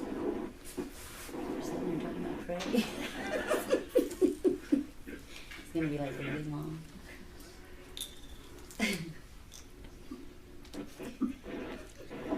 I can show pictures of my grandchildren, I only have thousands. Is it close to 57? Oh, it is? Right on the money. Mike, you still there? Yeah. Okay, we're back. Poor Mike. Are you driving, Mike? Yeah. Oh, boy. Okay. Okay, we're going to move on to unfinished business, the ELA adoption phase 1. But first you wanna make comments. Oh, but first I want to make a comment. Thank you, Genius. I want to address some questions that are showing up. This is a public meeting that can be watched by the public, but this is not a public meeting that can be interacted during our meeting by the public. So if you have questions on anything we're talking about tonight, send your questions to Christy at the complex. The email address is on the website, or call, and she will write them down or take your questions, and we will address them at the next meeting, June the 22nd, during the public comments section right at the beginning of the meeting. We will read your questions and we will answer them then. So if you want to do that, if you need to have something more immediate, call Jeannie. Okay, we'll move on now to the ELA adoption phase. okay, that's me again. So we went from the Aaron show to the Penny show, I think, here. So. Gonna cost us as much? Well, but I've got a plan for it. How's Okay. that? I've got a plan Excellent. for it. How do you get it bigger? So as you're aware, as of last There's a year, little plus last school year, we sign. started talking about wanting to you go. take a look at our English language art adoption for kindergarten through 6th grade. And we started this process full force in October, and we have our team members we had somebody from every grade level, and then also an equal amount from both South Hutch Elementary and Nickerson Elementary. I also want to point out that we had Title I teachers, both of our Title I teachers, both of our building administrators, and of course we had board members that they were always in all of our emails and our exchanges, and they knew what was going along throughout the process, and that was Dan for us. And the team did 100% support the adoption or request to adopt Into Reading, which is a Houghton Mifflin Harcourt program. Some of the things that the team did is they did look at the research reports, they previewed the material, they watched presentations, they also interviewed other schools or went and visited other schools that were using some of the programs that we looked at. They also did, first thing they did in October is they created a rubric of what they were looking for. All of those things were in your board packet at the last board meeting, and I'd be more than willing to share those out again if you'd like to see them again. So they went through that rubric, but that wasn't the only way they scored them. They also got together in small groups. They listed pros and cons. They had lengthy discussions. They had a vote face-to-face, and when they narrowed it down to 2 and they narrowed it down to their final one. We also did anonymous voting through a digital device, so that if somebody was fearful of speaking up or so forth, everybody had their voice. We had 100% agree on Into Reading, and some of the reasons they cited that is because they felt like it was a good blend of what our teachers already knew about teaching reading, but yet would stretch them to growing in the area of teaching of reading without being, some things are so far out there that it's too much to take on. They felt like this is the program that we would have the best buy-in with, and some of the things they liked about it is that it also had very strong support in writing skills. It already incorporated what we call Writer's Workshop, where students are reading and writing and doing all those things combined together. It had a high component of nonfiction stories. They really liked the literature, both fiction and nonfiction, but they thought its strength lied in that it had a lot of stories that were in like the social studies realm, where maybe, in kindergarten, 1st grade, 2nd grade, sometimes you don't always get to all the social studies and science, but it was built already in the reading, so they would still get those the sciences while they were doing their reading. So they liked that a lot about it. It also, they really felt like it had strong teacher training components and support that came with the package, which is important. And let me see if I missed, and then like math, our teachers really wanted a strong blended program where it had the hands-on piece, good teacher materials, but at the same time had a strong digital piece that would support students on their digital devices, especially when you get 4th, 5th, and 6th, where they could pull up things at home on their Chromebooks and so forth. Which, we did the Ready Math, and I cannot sing their praises enough. We did that digital component.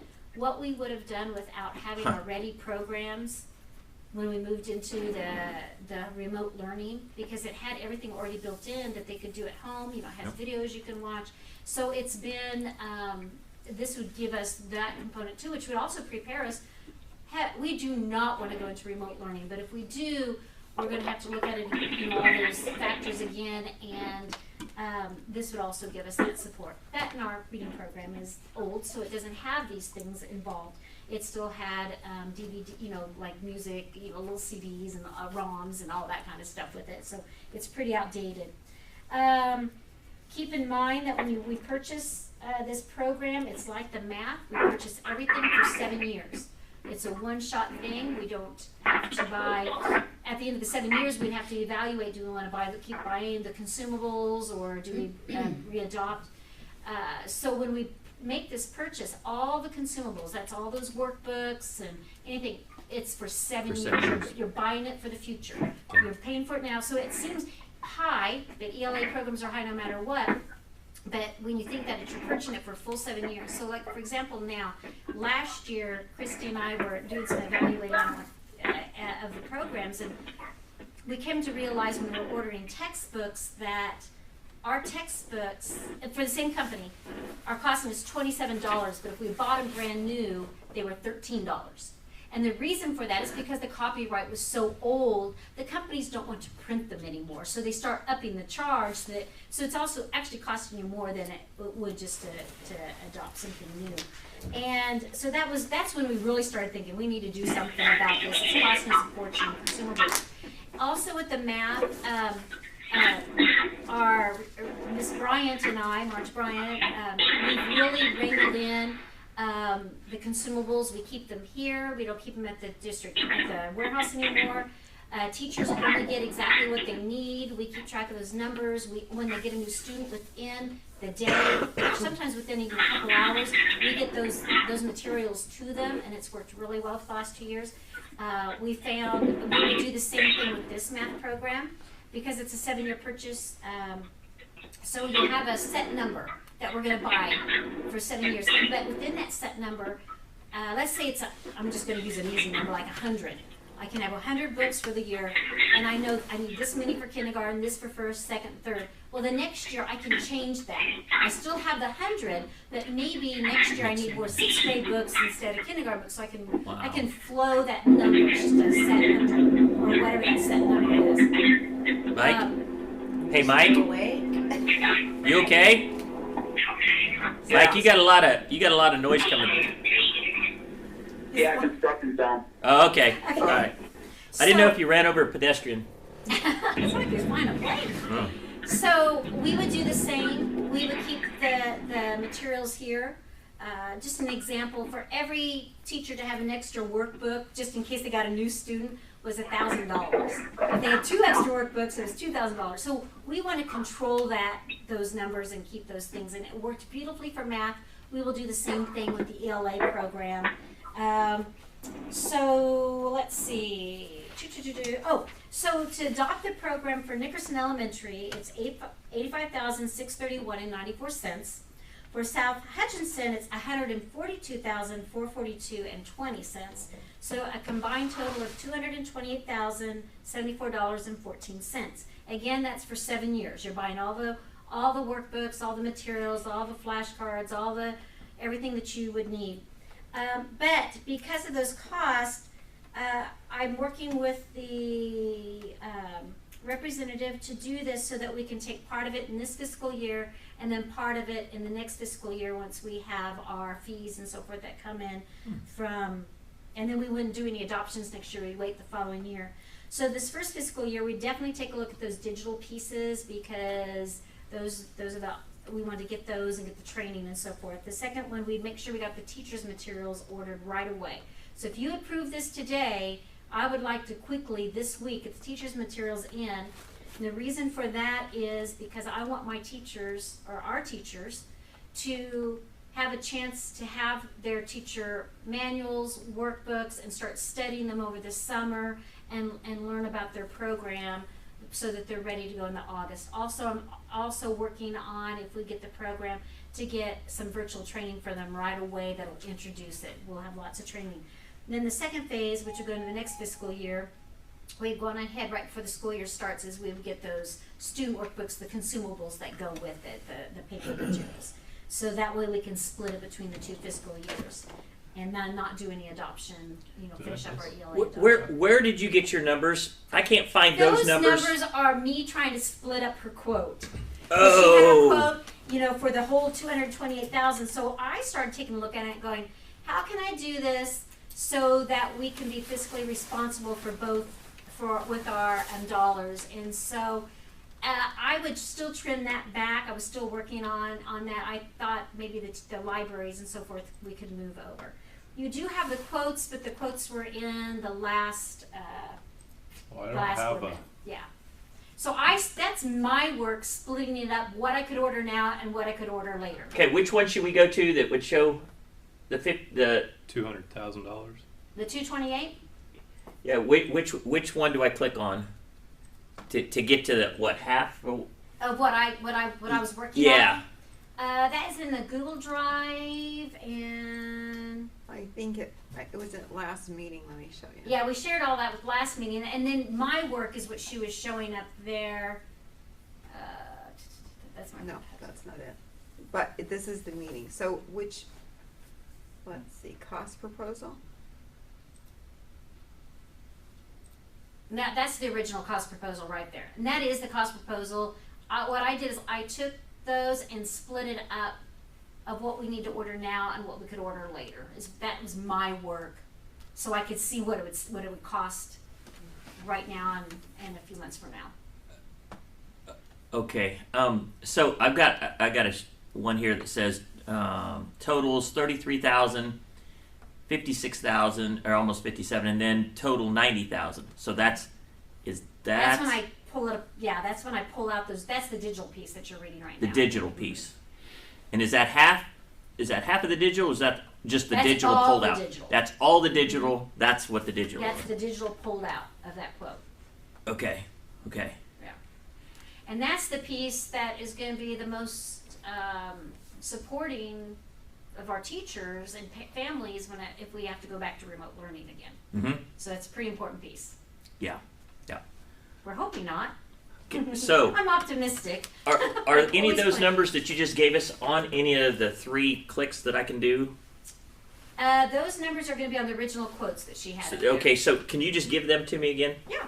Nickerson Elementary, that's everything. That's going to be your digital, your teacher's materials, and your student materials is $85,631.94. Okay.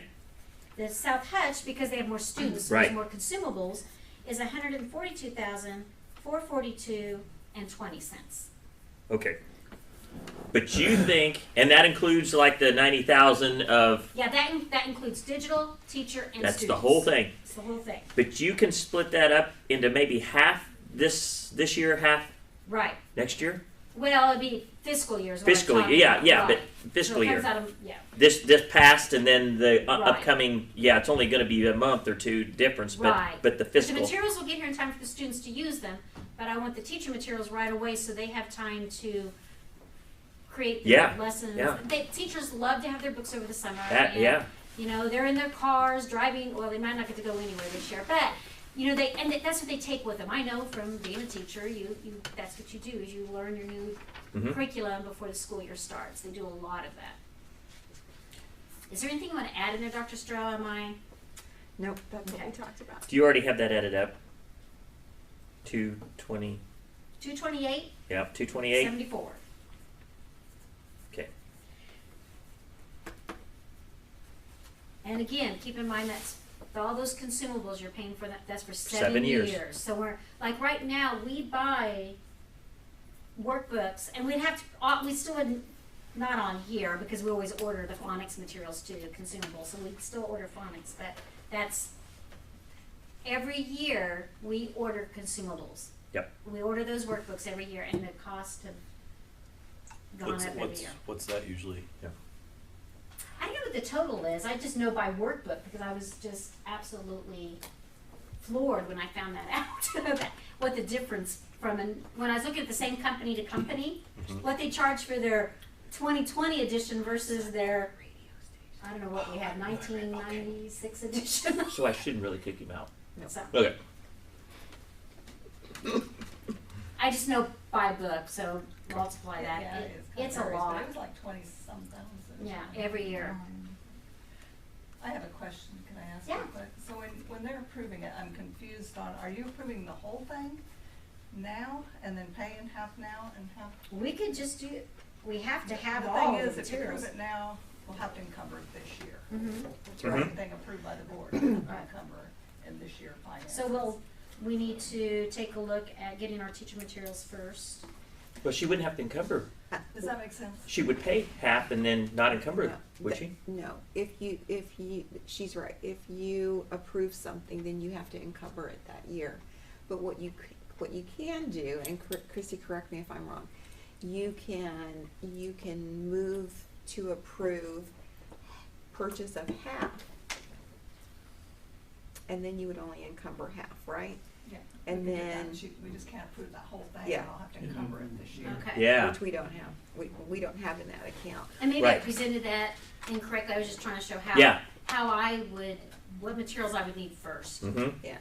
So if you want to approve tonight, my recommendation would be to approve to purchase half now, and the other half, with the understanding, as soon as we get to the new fiscal year, that you come would back and get approve. it done. Right, you would approve the. And we have enough money in that account for half? For the half. For the half, okay? Yeah, for half. All right? And I knew that, so that's why I was trying to. Yeah, that's why you were splitting it up. That's why I was trying to split it up or come up with a plan that Mhm. would be fiscally responsible for those considerations. You're making Aaron look a lot better, I'll tell you. Now, It's our job here. I have been warning you. You have. I have been warning. And actually, I'm very pleased because we looked at programs that were, and this was actually on one of the lower ends. We looked at some that were over $500,000. What? Oh. For just this material? 7 years Now, of this if you material? keep in mind, when you're doing an English language arts adoption, you're doing reading, writing, you've got handwriting in there, you've Yeah. got, Yeah. and with this program, you're getting a lot of social studies and science Yeah. too. So when you think about that is half of their day, and and then you've got, of course, math is the other big ticket item. So if you think about that, this is the bulk of kindergarten through 6th grade, especially kindergarten through 3rd grade. That's the bulk of their day. That's the bulk of their learning. So it's a big investment, but it's also an investment you need to take seriously, and we need to do right and keep on top of it. My personal opinion. Yeah. I don't know, Dr. Stroh. Absolutely. Okay. Yeah. This is your big. This This is- makes or breaks the kids. That's here. right. The gatekeeper. And we've skills.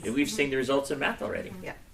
You look at our scores. Yes. Yeah. We're already Yeah. seeing a difference. Yeah. Okay. Any other questions? I mean, are you done, Penny? I'm done unless you have any more questions. Anybody have any more questions? Yeah, Dan, I missed out. If I assume we have the money, if we have the money to purchase the whole thing. No, half. We have the money to purchase half, and we're going to do half in this fiscal year. And as soon as the new year starts, we'll come back and we'll have the money for the other half in the next fiscal year. So the first Okay. the first meeting in July.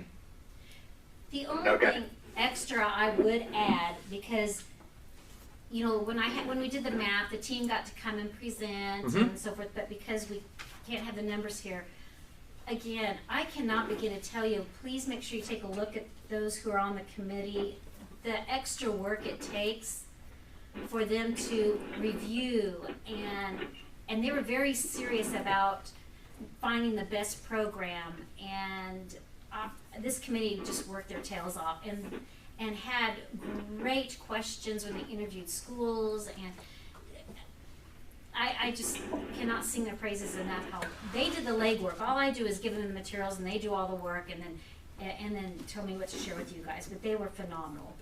And I would say ditto to that because it just tired me out reading Penny's emails, let alone doing all the other legwork. I mean, they did a ton They of did. work. I was just, I stood amazed at the depth.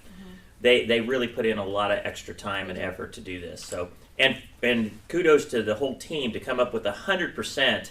Yep. That hardly ever happens, really. You know, when Yes. you get that big a team and that many choices out there, so that's pretty impressive for our whole group. So, any other questions, Mike?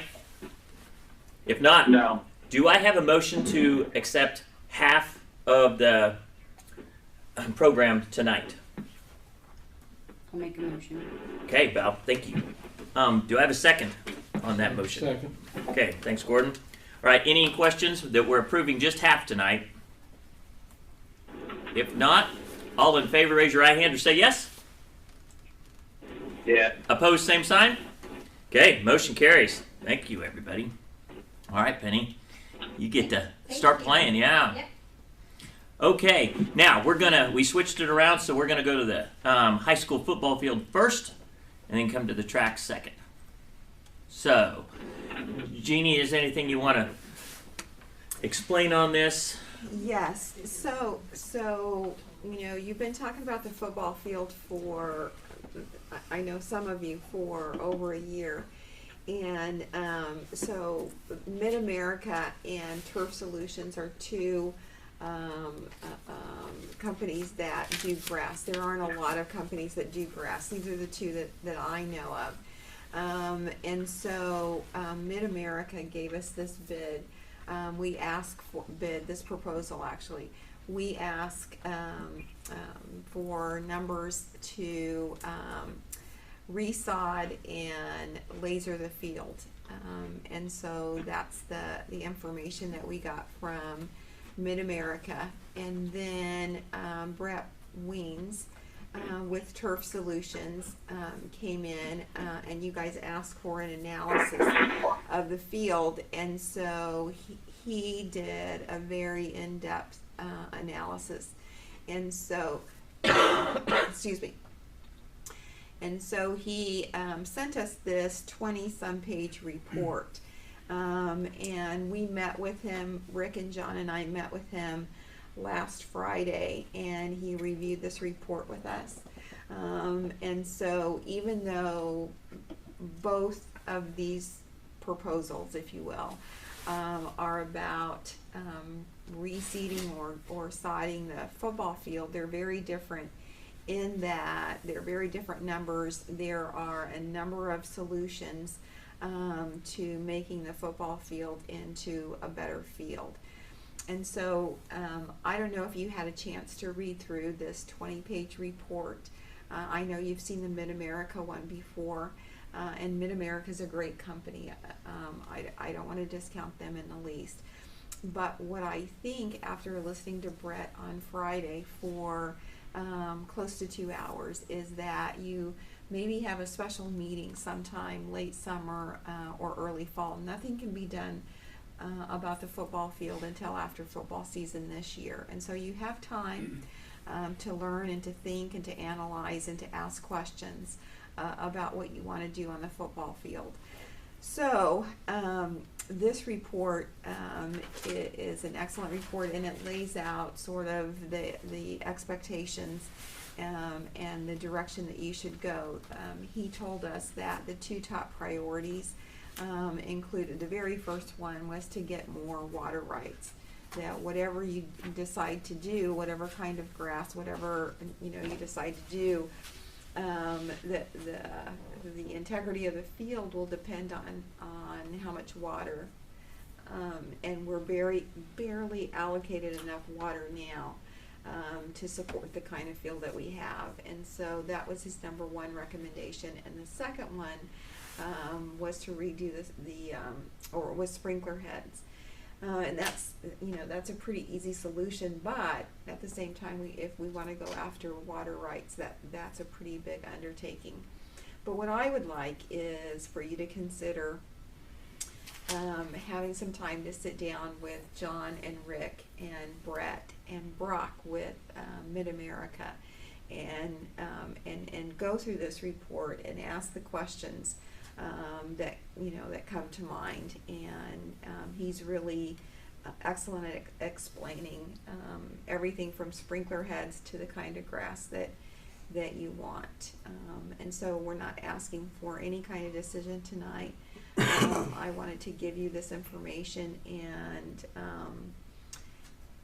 the recommendation that I really think that you all need to sit down with all of them and talk through before you can make an informed decision. It's really detailed. But but Brett didn't give you any, like Mid-America gave a proposal to redo the football field, but Brett did not give you that. This proposal is just maintenance. This is an analysis, right? But you will find, I'm trying to find it, I'm probably driving people on YouTube crazy scrolling through this. There's a price list somewhere, on about page something. There's a price list for the different levels. What page is it? 10. missed that one. Starts on page 10, it looks like. Okay. But it's a very broad price list in that, it's not like, well, we'll take number 1 and number 5 and that kind of thing. He really needs to come in and explain, the condition of the field and different recommendations based on what your expectations are for the field. So I guess if the question is, are they both equal proposals, I would say no. The first one, Mid-America, is a proposal that we asked for a couple of months ago, and then this is the analysis that you asked for at the last meeting. So that's really the difference. And I agree with Jeannie. I think we need it because just looking at this, look at for instance, the irrigation level. Level 1 is $12,000. Irrigation level 2, an upgraded system, $45,000. We don't know what Mid-America, what level they're, what comparison. They might have the 12,000 in, and it makes a lot of difference. Like Brett told me, you can spend all kinds of money on good grass, but if you don't have the correct irrigation system, you just throw your money away, and we don't really know that. So we need to take a lot more time and ask Brock exactly what. Yeah, and both of them really, you could have them both in, Yeah. and then you can ask, Yeah. those questions. So And have time to really look at this report. If you look at figure 1, for example, that's the laser picture, and so it really makes a lot of sense when he can go through it and explain it. And he's done a lot of work, and so I think that it would be the responsible thing would be to bring both of them in along with Rick and John. They have a vision for what they want, not just in academics but athletics as well, and I think that that's all very important to consider. would you suggest having them both at the same time, or Sure. or meeting with one and then meeting with the other? I have them all at the same time. I just have a nice discussion about, Brock is wonderful. He knows a lot about grass, and he's been in this business for quite a while, and so I don't want to shortchange him in any way. Right. We didn't ask him for an analysis, so I don't want to shortchange anybody. Mhm. I would just say that Bring them both in. Yeah. Okay. Can you hear me, Dan? Yeah. I will say one thing. Before we do any more analysis, I want to know what it will cost, what it would take to include the soccer field being included in this football field /band /everything. This is what we requested prior. I'm not going off of what Rick and John assume we want. I want to know a dollar figure so we can make that decision also. So Brock took that into consideration, so that's a great question, Mike. I think that absolutely should be part of the discussion, because that was one of the things that we asked him to consider in his analysis, yeah. But he didn't in that $100,000 proposal. That having the soccer field included is not part of that. Part of the Mid-America one. The Mid-America is Correct, not. it is Yeah. not. Correct. Yeah, I would also. I agree with Mike. I'd really like to know what extra, like you said, the drainage might have to be moved. What's that going to cost? I'm sure it's a lot, but I would really like to know before make that kind of a decision and move on. Yeah, and I, you don't have to make a decision until the fall, late fall, even, because nothing can be done until after football season. So you could sit down with, John and Rick and Brock and Brett, and then make the decision a month or 2 months later. It doesn't have to be, like that. Now, is it my understanding that Brett cannot do it after football season? He can't even if he got the bid, he couldn't even do it after this football season. So, or can he do it after he can't do it this summer, but can he do it after football Yeah, that's season? the way I understood it. he could, okay, I hope he's not watching, because I'm going to get this wrong, because I don't know about grass. Yeah. I know I have somebody come and mow it, that's what I know. But there's a schedule to how and when you plant grass. Mhm. And it'll depend on what kind of grass that you want. Do you want fescue? Do you want bluegrass? Do you want Bermuda? And so all of those have a different planting season. And so all of that, there isn't anything you can do now. My understanding is there isn't anything we can do now that will have a football field ready by Football season. That's correct, so yeah. whatever we do, you have to wait. Right. So. But he might be available to, if we have the right grass, and he's not booked up at this point where I don't know anything about his. I had just when I talked, maybe he said it or you that he was unable to even do it this year, even after football season. We'd have to wait a whole nother year for Brett. That's not correct. I misunderstood. I think. Is Rick I think texting you, Penny? we can call him. I'll just call him. I told him. Oh, it's not that big a deal. But if He's texting me. Okay. It can't be done. Okay, let's just call him. I don't know when he texted. It can't be done. Might have been 2 questions ago. it can't be done. I'll say, So we have some questions about the football field. Do you have a minute or two? Yeah, I do. Okay. So the video live must be behind a little bit, so. Yeah, it is. It's delayed. It's to keep my language in check. I see. So the question was, we understand that nothing can be done between now and football season. So the question. Right, so the football's going to have to wait. They'll start on it immediately after football season this next fall, so November, whenever we're done with football season. Brett thought he could get on it then. I don't know about when Brock can start on it. So I think Mike, are you guys talking about wanting to put football and soccer on the same field and Yes. play both sports on the same field? Yes, Rick. Okay, so one of the things that we talked about and we looked at with Brett Weens, and maybe you already know this, the minimum size soccer field is 55 yards wide, and from drainage hole to drainage hole, we're at 60 yards, and it's got a huge drop off right there. So for us to play soccer on that football field, we have to completely redo the drainage system, and the drainage system has to go along the curve like you would on a turf football field. You know how they have the grates right at the curb by the track? You'd have to install those drainage systems because our track is too narrow to get a soccer field on that field without changing irrigation.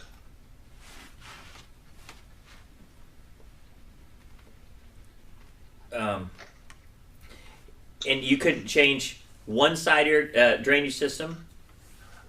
Well, I'm just going by what Brett says because it's so narrow. So one of the things that we talked about, I know you guys talked about water allocation, but another thing we talked about was the slope of the field. So our field's at 2% grade, and most football fields are 1%.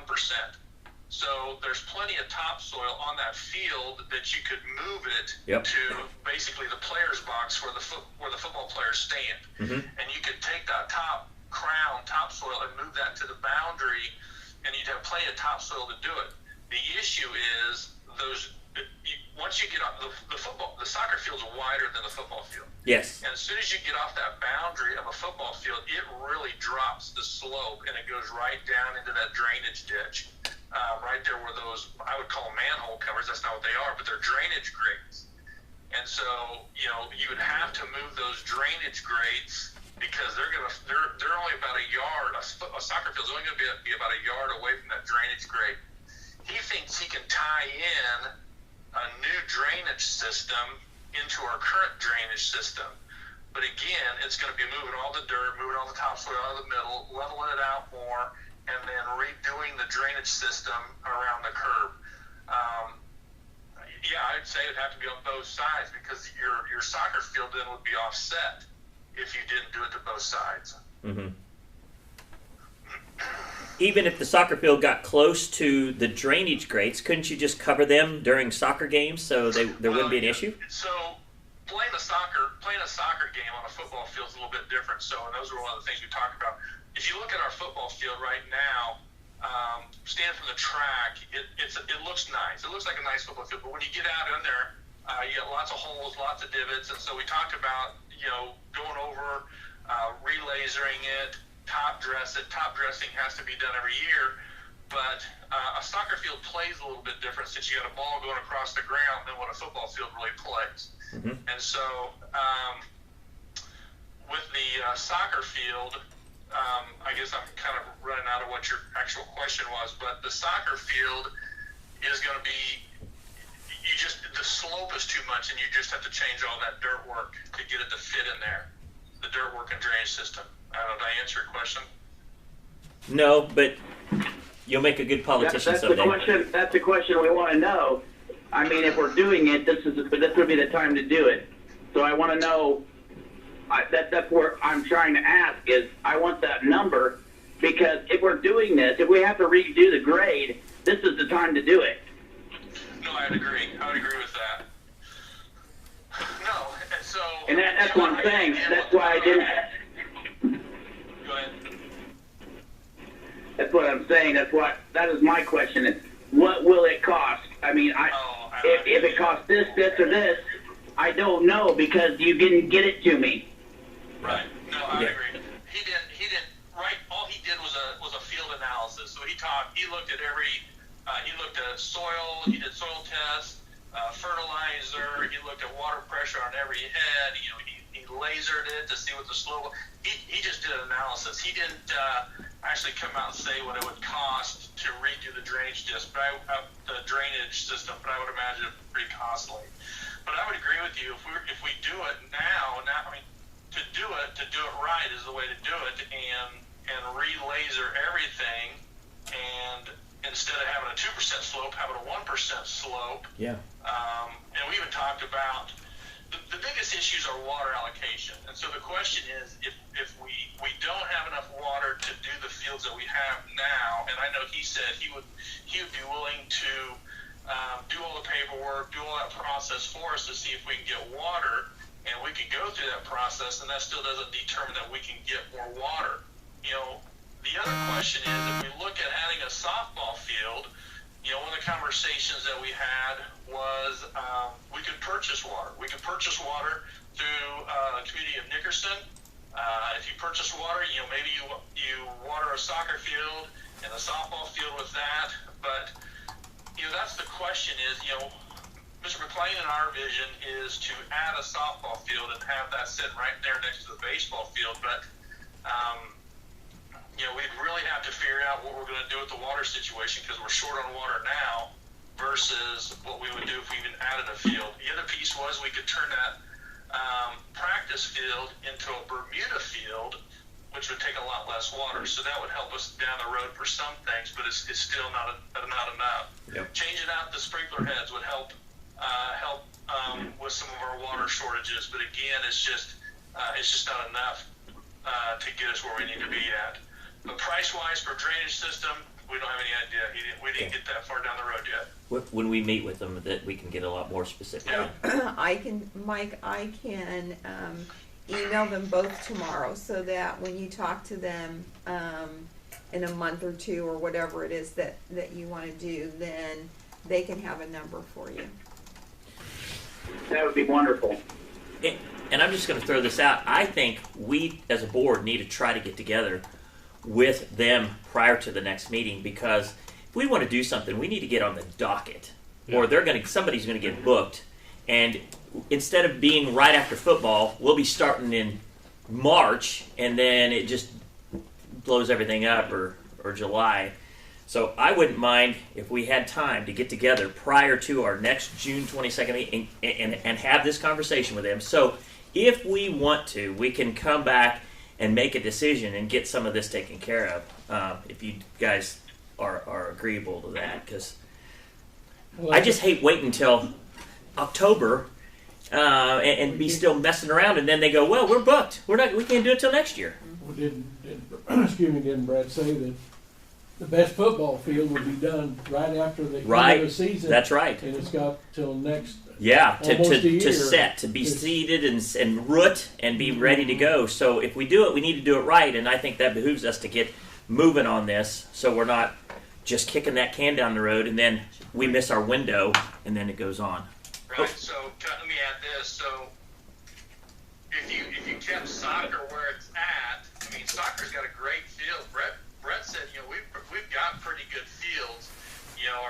challenges are, obviously budget, equipment, and water allocations, and so Dan and his team have done a pretty good job taking care of our fields, but our soccer field's in great shape. If we kept soccer where it's at, we wouldn't have to change the drainage system on the football field. Yeah. And then if you and there's two different plant times for the two different grasses. If we stay with a cool weather grass, which is what we'd like to do, that fescue or bluegrass, that's a November plant time. If we change that practice field into Bermuda, that would be a June plant time. We'd wait until after the school year, next school year, and they'd kill it off and then sprig it with Bermuda. So it'd be two different times for planting if we went Bermuda on the practice field. Okay. I agree, but you're also just said your vision would be another field. So it makes sense to me to take out the soccer field, put it on the football field, and then you have room for more water, which you need to look into it, but as far as I know, there is no more water available west of Highway 14 or 11, Highway 11. So your chances are going to be very slim. You might be able to purchase them from Nickerson, but that would be another number that whoever needs to let us know at the next meeting or whenever we decide to pursue this, because I have a gut feeling we're going to run into a spot where we're not going to have enough water. Yeah. Right. So that will bring us to another question. We go all this work, do this and that. We might not have it. If we don't have the water, then the next proposal is possibly look at turf again. So there's lots of questions that you've got some of the answers. We just need more. Yeah. And I would agree. Dana has tried, I believe, numerous times to get more water, and it just hasn't happened yet. So yeah, I would agree.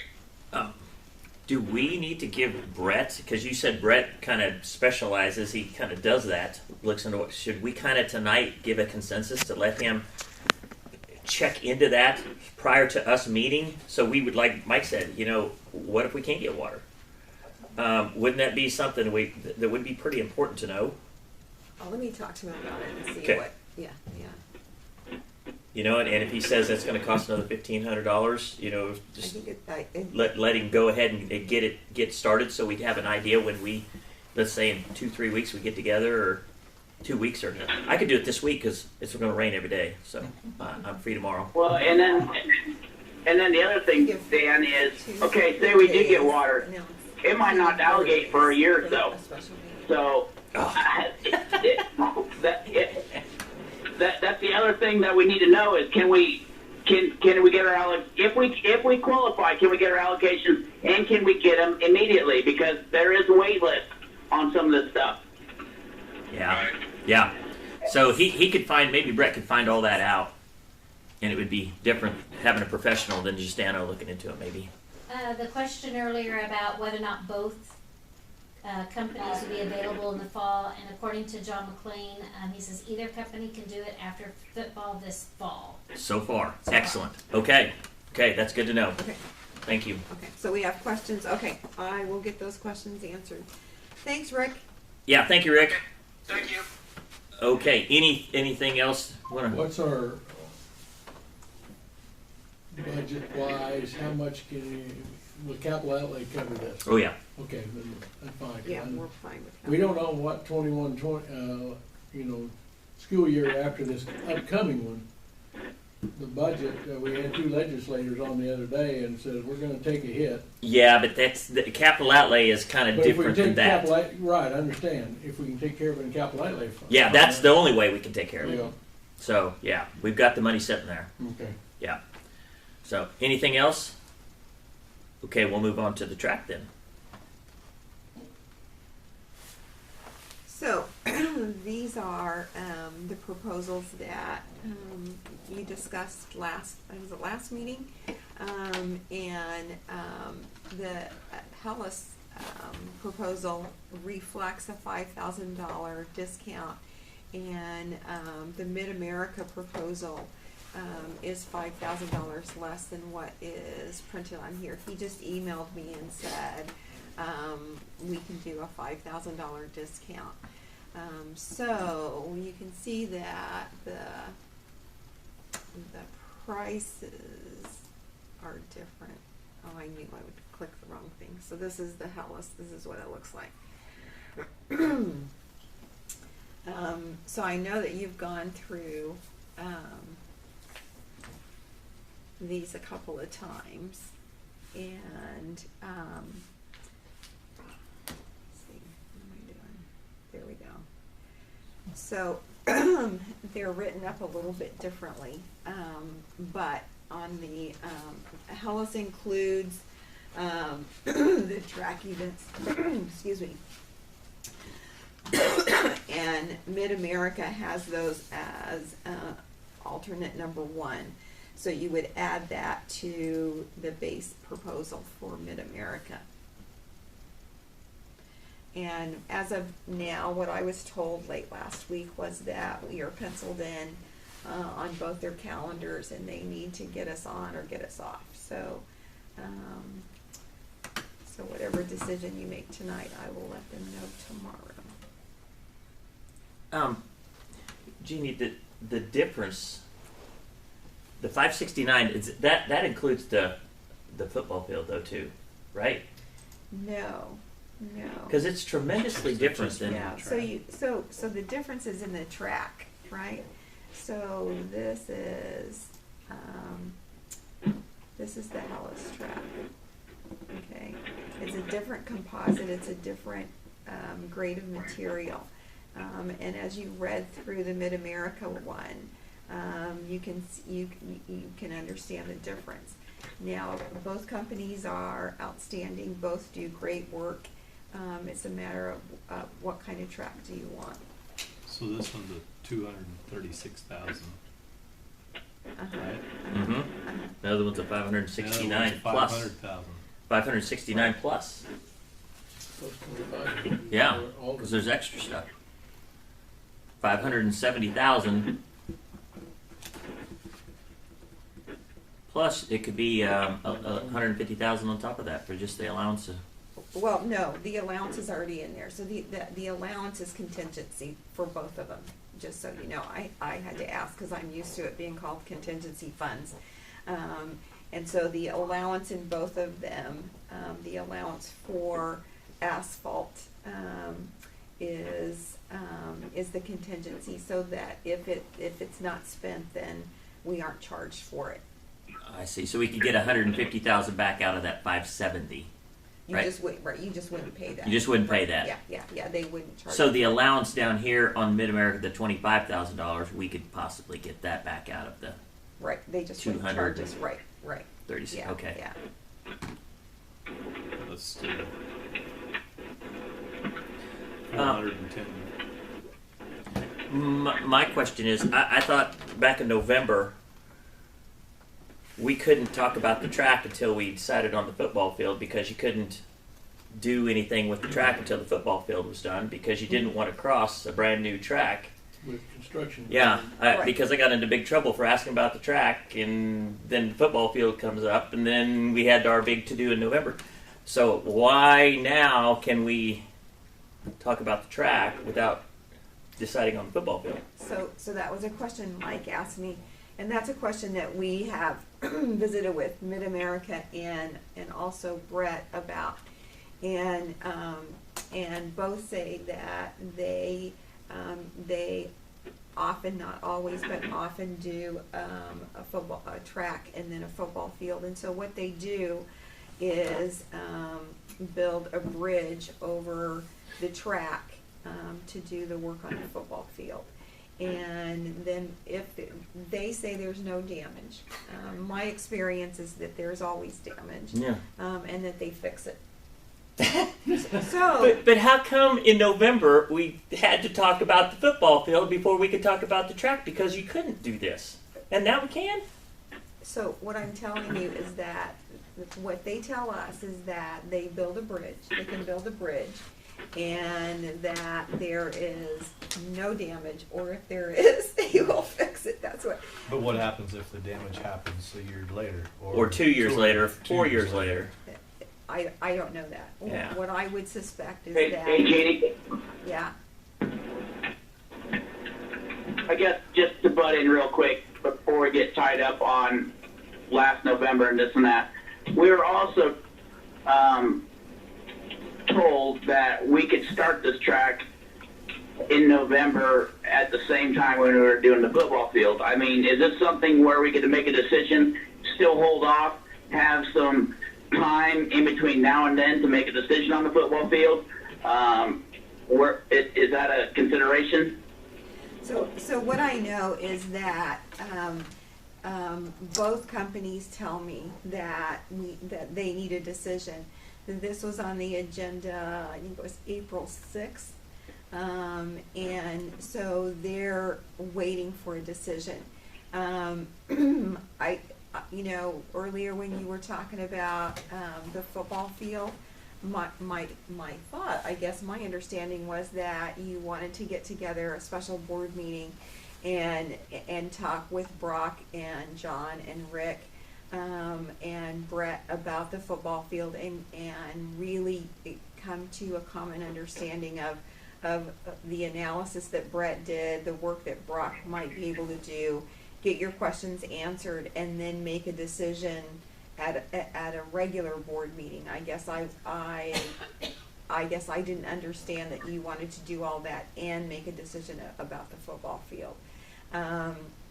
No, you're right. Well, I guess. No, you're right. I'm not in favor of the whole bridge thing, but I understand that they need to make a decision.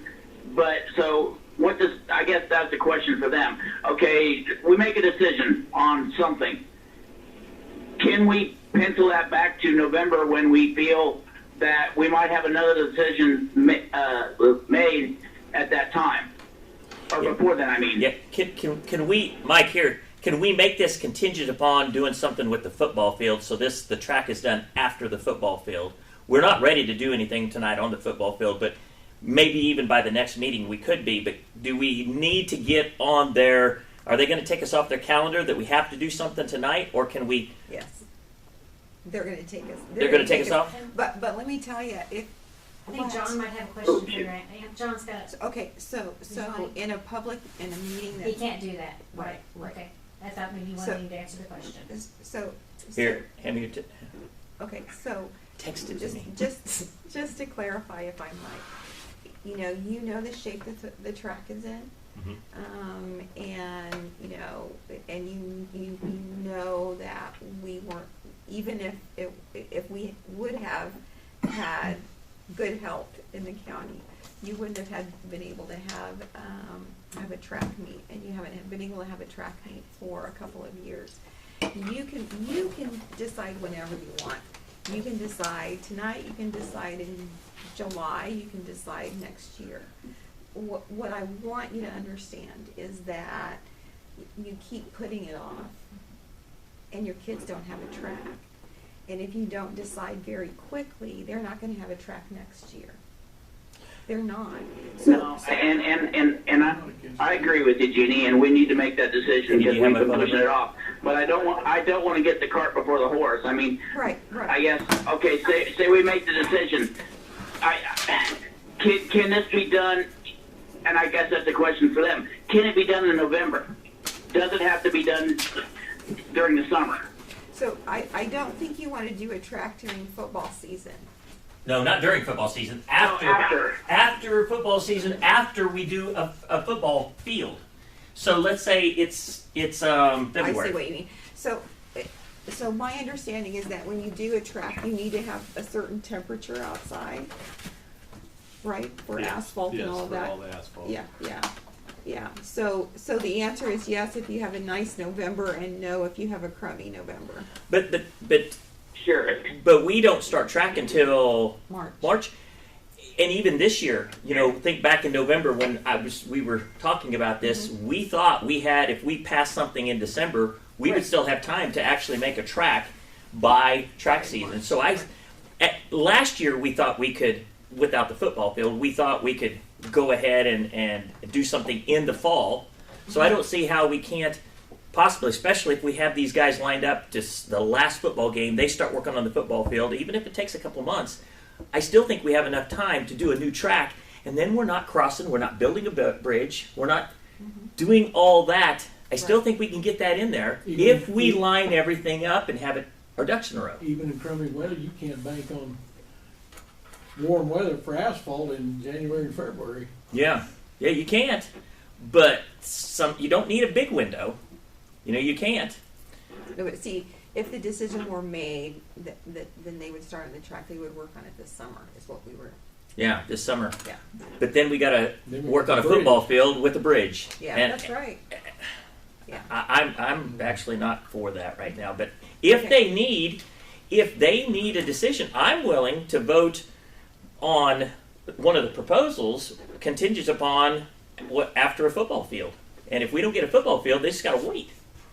So you can do two things. You can do that, or you can, because this is an action item, you can vote to table it until after you make a decision about the football field. So either one of those. Would be Will we lose our calendar spot though? Because that's kind of. Kinda sounds yes, like we because will. the calendar spot is for this summer. Oh yeah, I don't want that anyway. Okay. So we could. So Oh, so it was for this summer. I was assuming that was for because No, it's for it's for this summer. Yeah. Oh. Oh, Yeah, okay. so you don't want that calendar spot, so it doesn't matter. So it doesn't matter. So we can just vote to table it if we want, or vote to accept this summer one of these proposals. That's Yeah. kind of what's on the table, guys. Yeah. Okay. Okay. All right. Do I have a motion? Do you guys talk about it any further? I guess I don't need to talk about it anymore, but I would like to know, moving forward, what our window is of opportunity.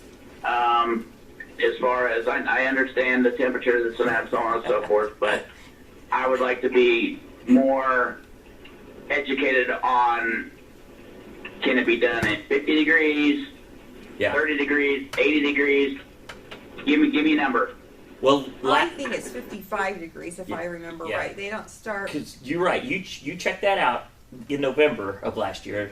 I put down parking lots in Ottawa, so I know this asphalt's Yeah. not as good as my friend Brett. Oh. But they don't even open up asphalt plants until it's 55 degrees for at least 3 or 4 days in a row. So, Okay. yeah.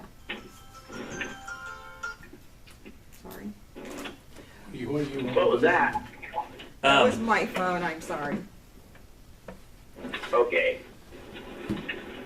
So you want to table this until you make a decision about the football field, is that right? Yeah, Gowan Stadium. Now they had an asphalt. I mean, they had a turf football field, but they did that after they did their track, and they've got a huge crack Yeah. where they built their bridge. So does, So you can go look at Gowan Stadium, and they're not too happy. that's right, yeah. So- I make a motion that we table this on the track until we find out on the football field. Okay, especially since we're fast tracking the football Yeah. field. So, do I have a second on that? Second. Okay. Hold on 1 second, Dan. Okay. I would, because I assume you'll probably talk to them tomorrow then, Jeannie, or at some point. Could you see what they are looking at as far as moving forward to closer to what we were kind of thinking? Oh, they've got openings like in December or January. Yes, Yeah. Okay. yes, She said okay. Quietly. yeah.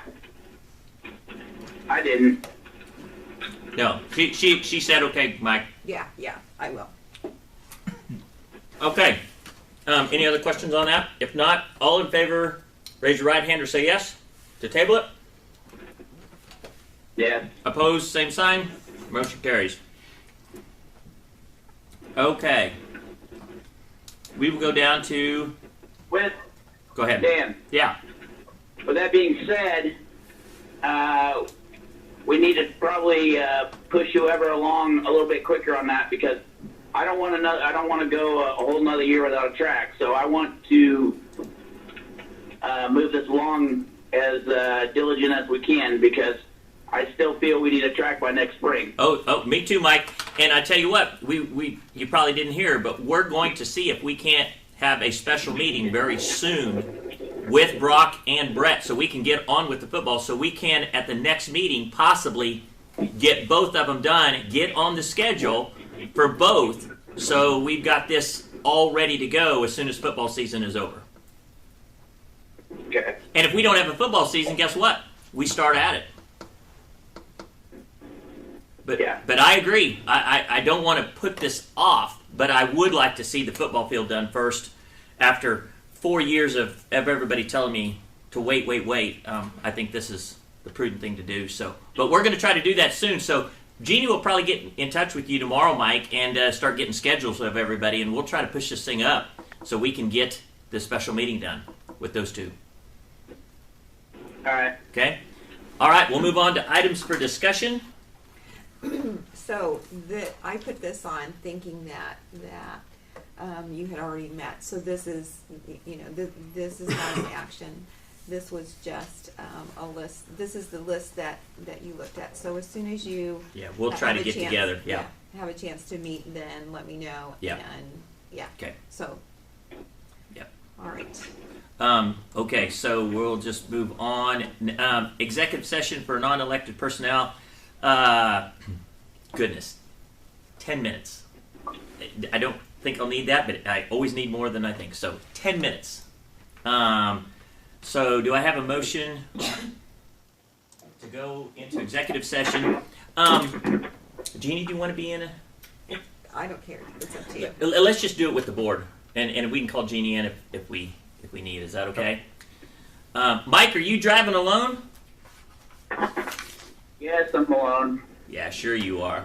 You might want to call him. I am.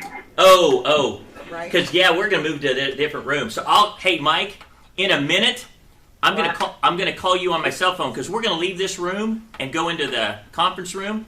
So I'll call you back. So in just a second, you log off so I can call you. Okay. Okay. I promise I'll call you. All right, I'll do that. All right. Okay. Okay. Yeah. Bye. Wait, stay on for a second because we haven't made our motion.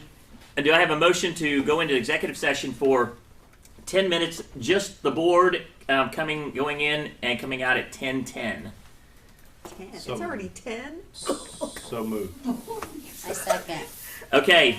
Any discussion? All in favor, raise your right hand or say yes. He can't because I hung up on him. Oh, post that. Okay, post same sign. Okay, motion carries. Okay, let's just skedaddle over here into this room.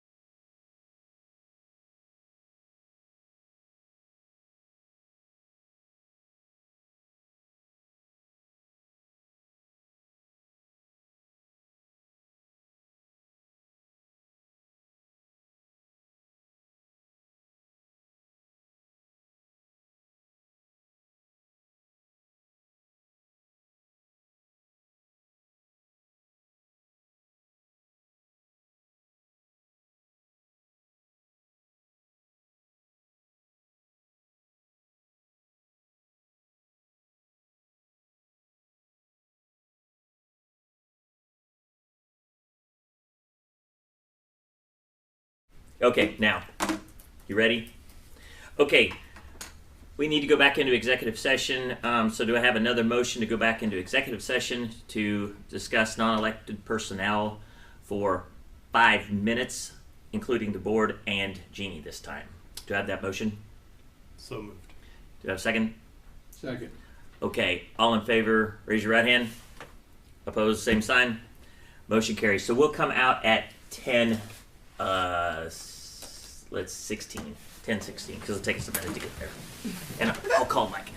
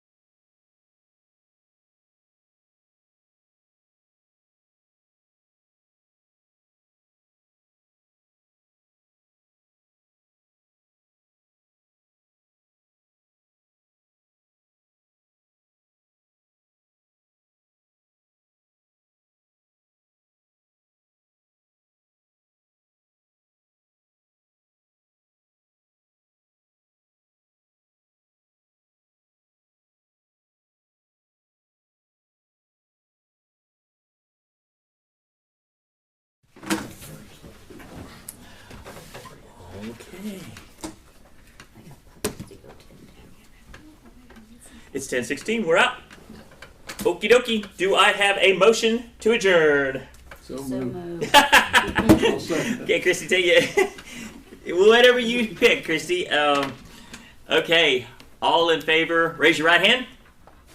Opposed, same side. Motion carried. Thank you, everybody. Thank you, There's 6 everybody. weeks. I have 3. Oh, yeah? Yeah, they're red, blue, Oh, the blue. bridge south of They're Nickerson freaking will close awesome. July 5th. I'm trying to get them to karate training. When I was at home, I knew they that was were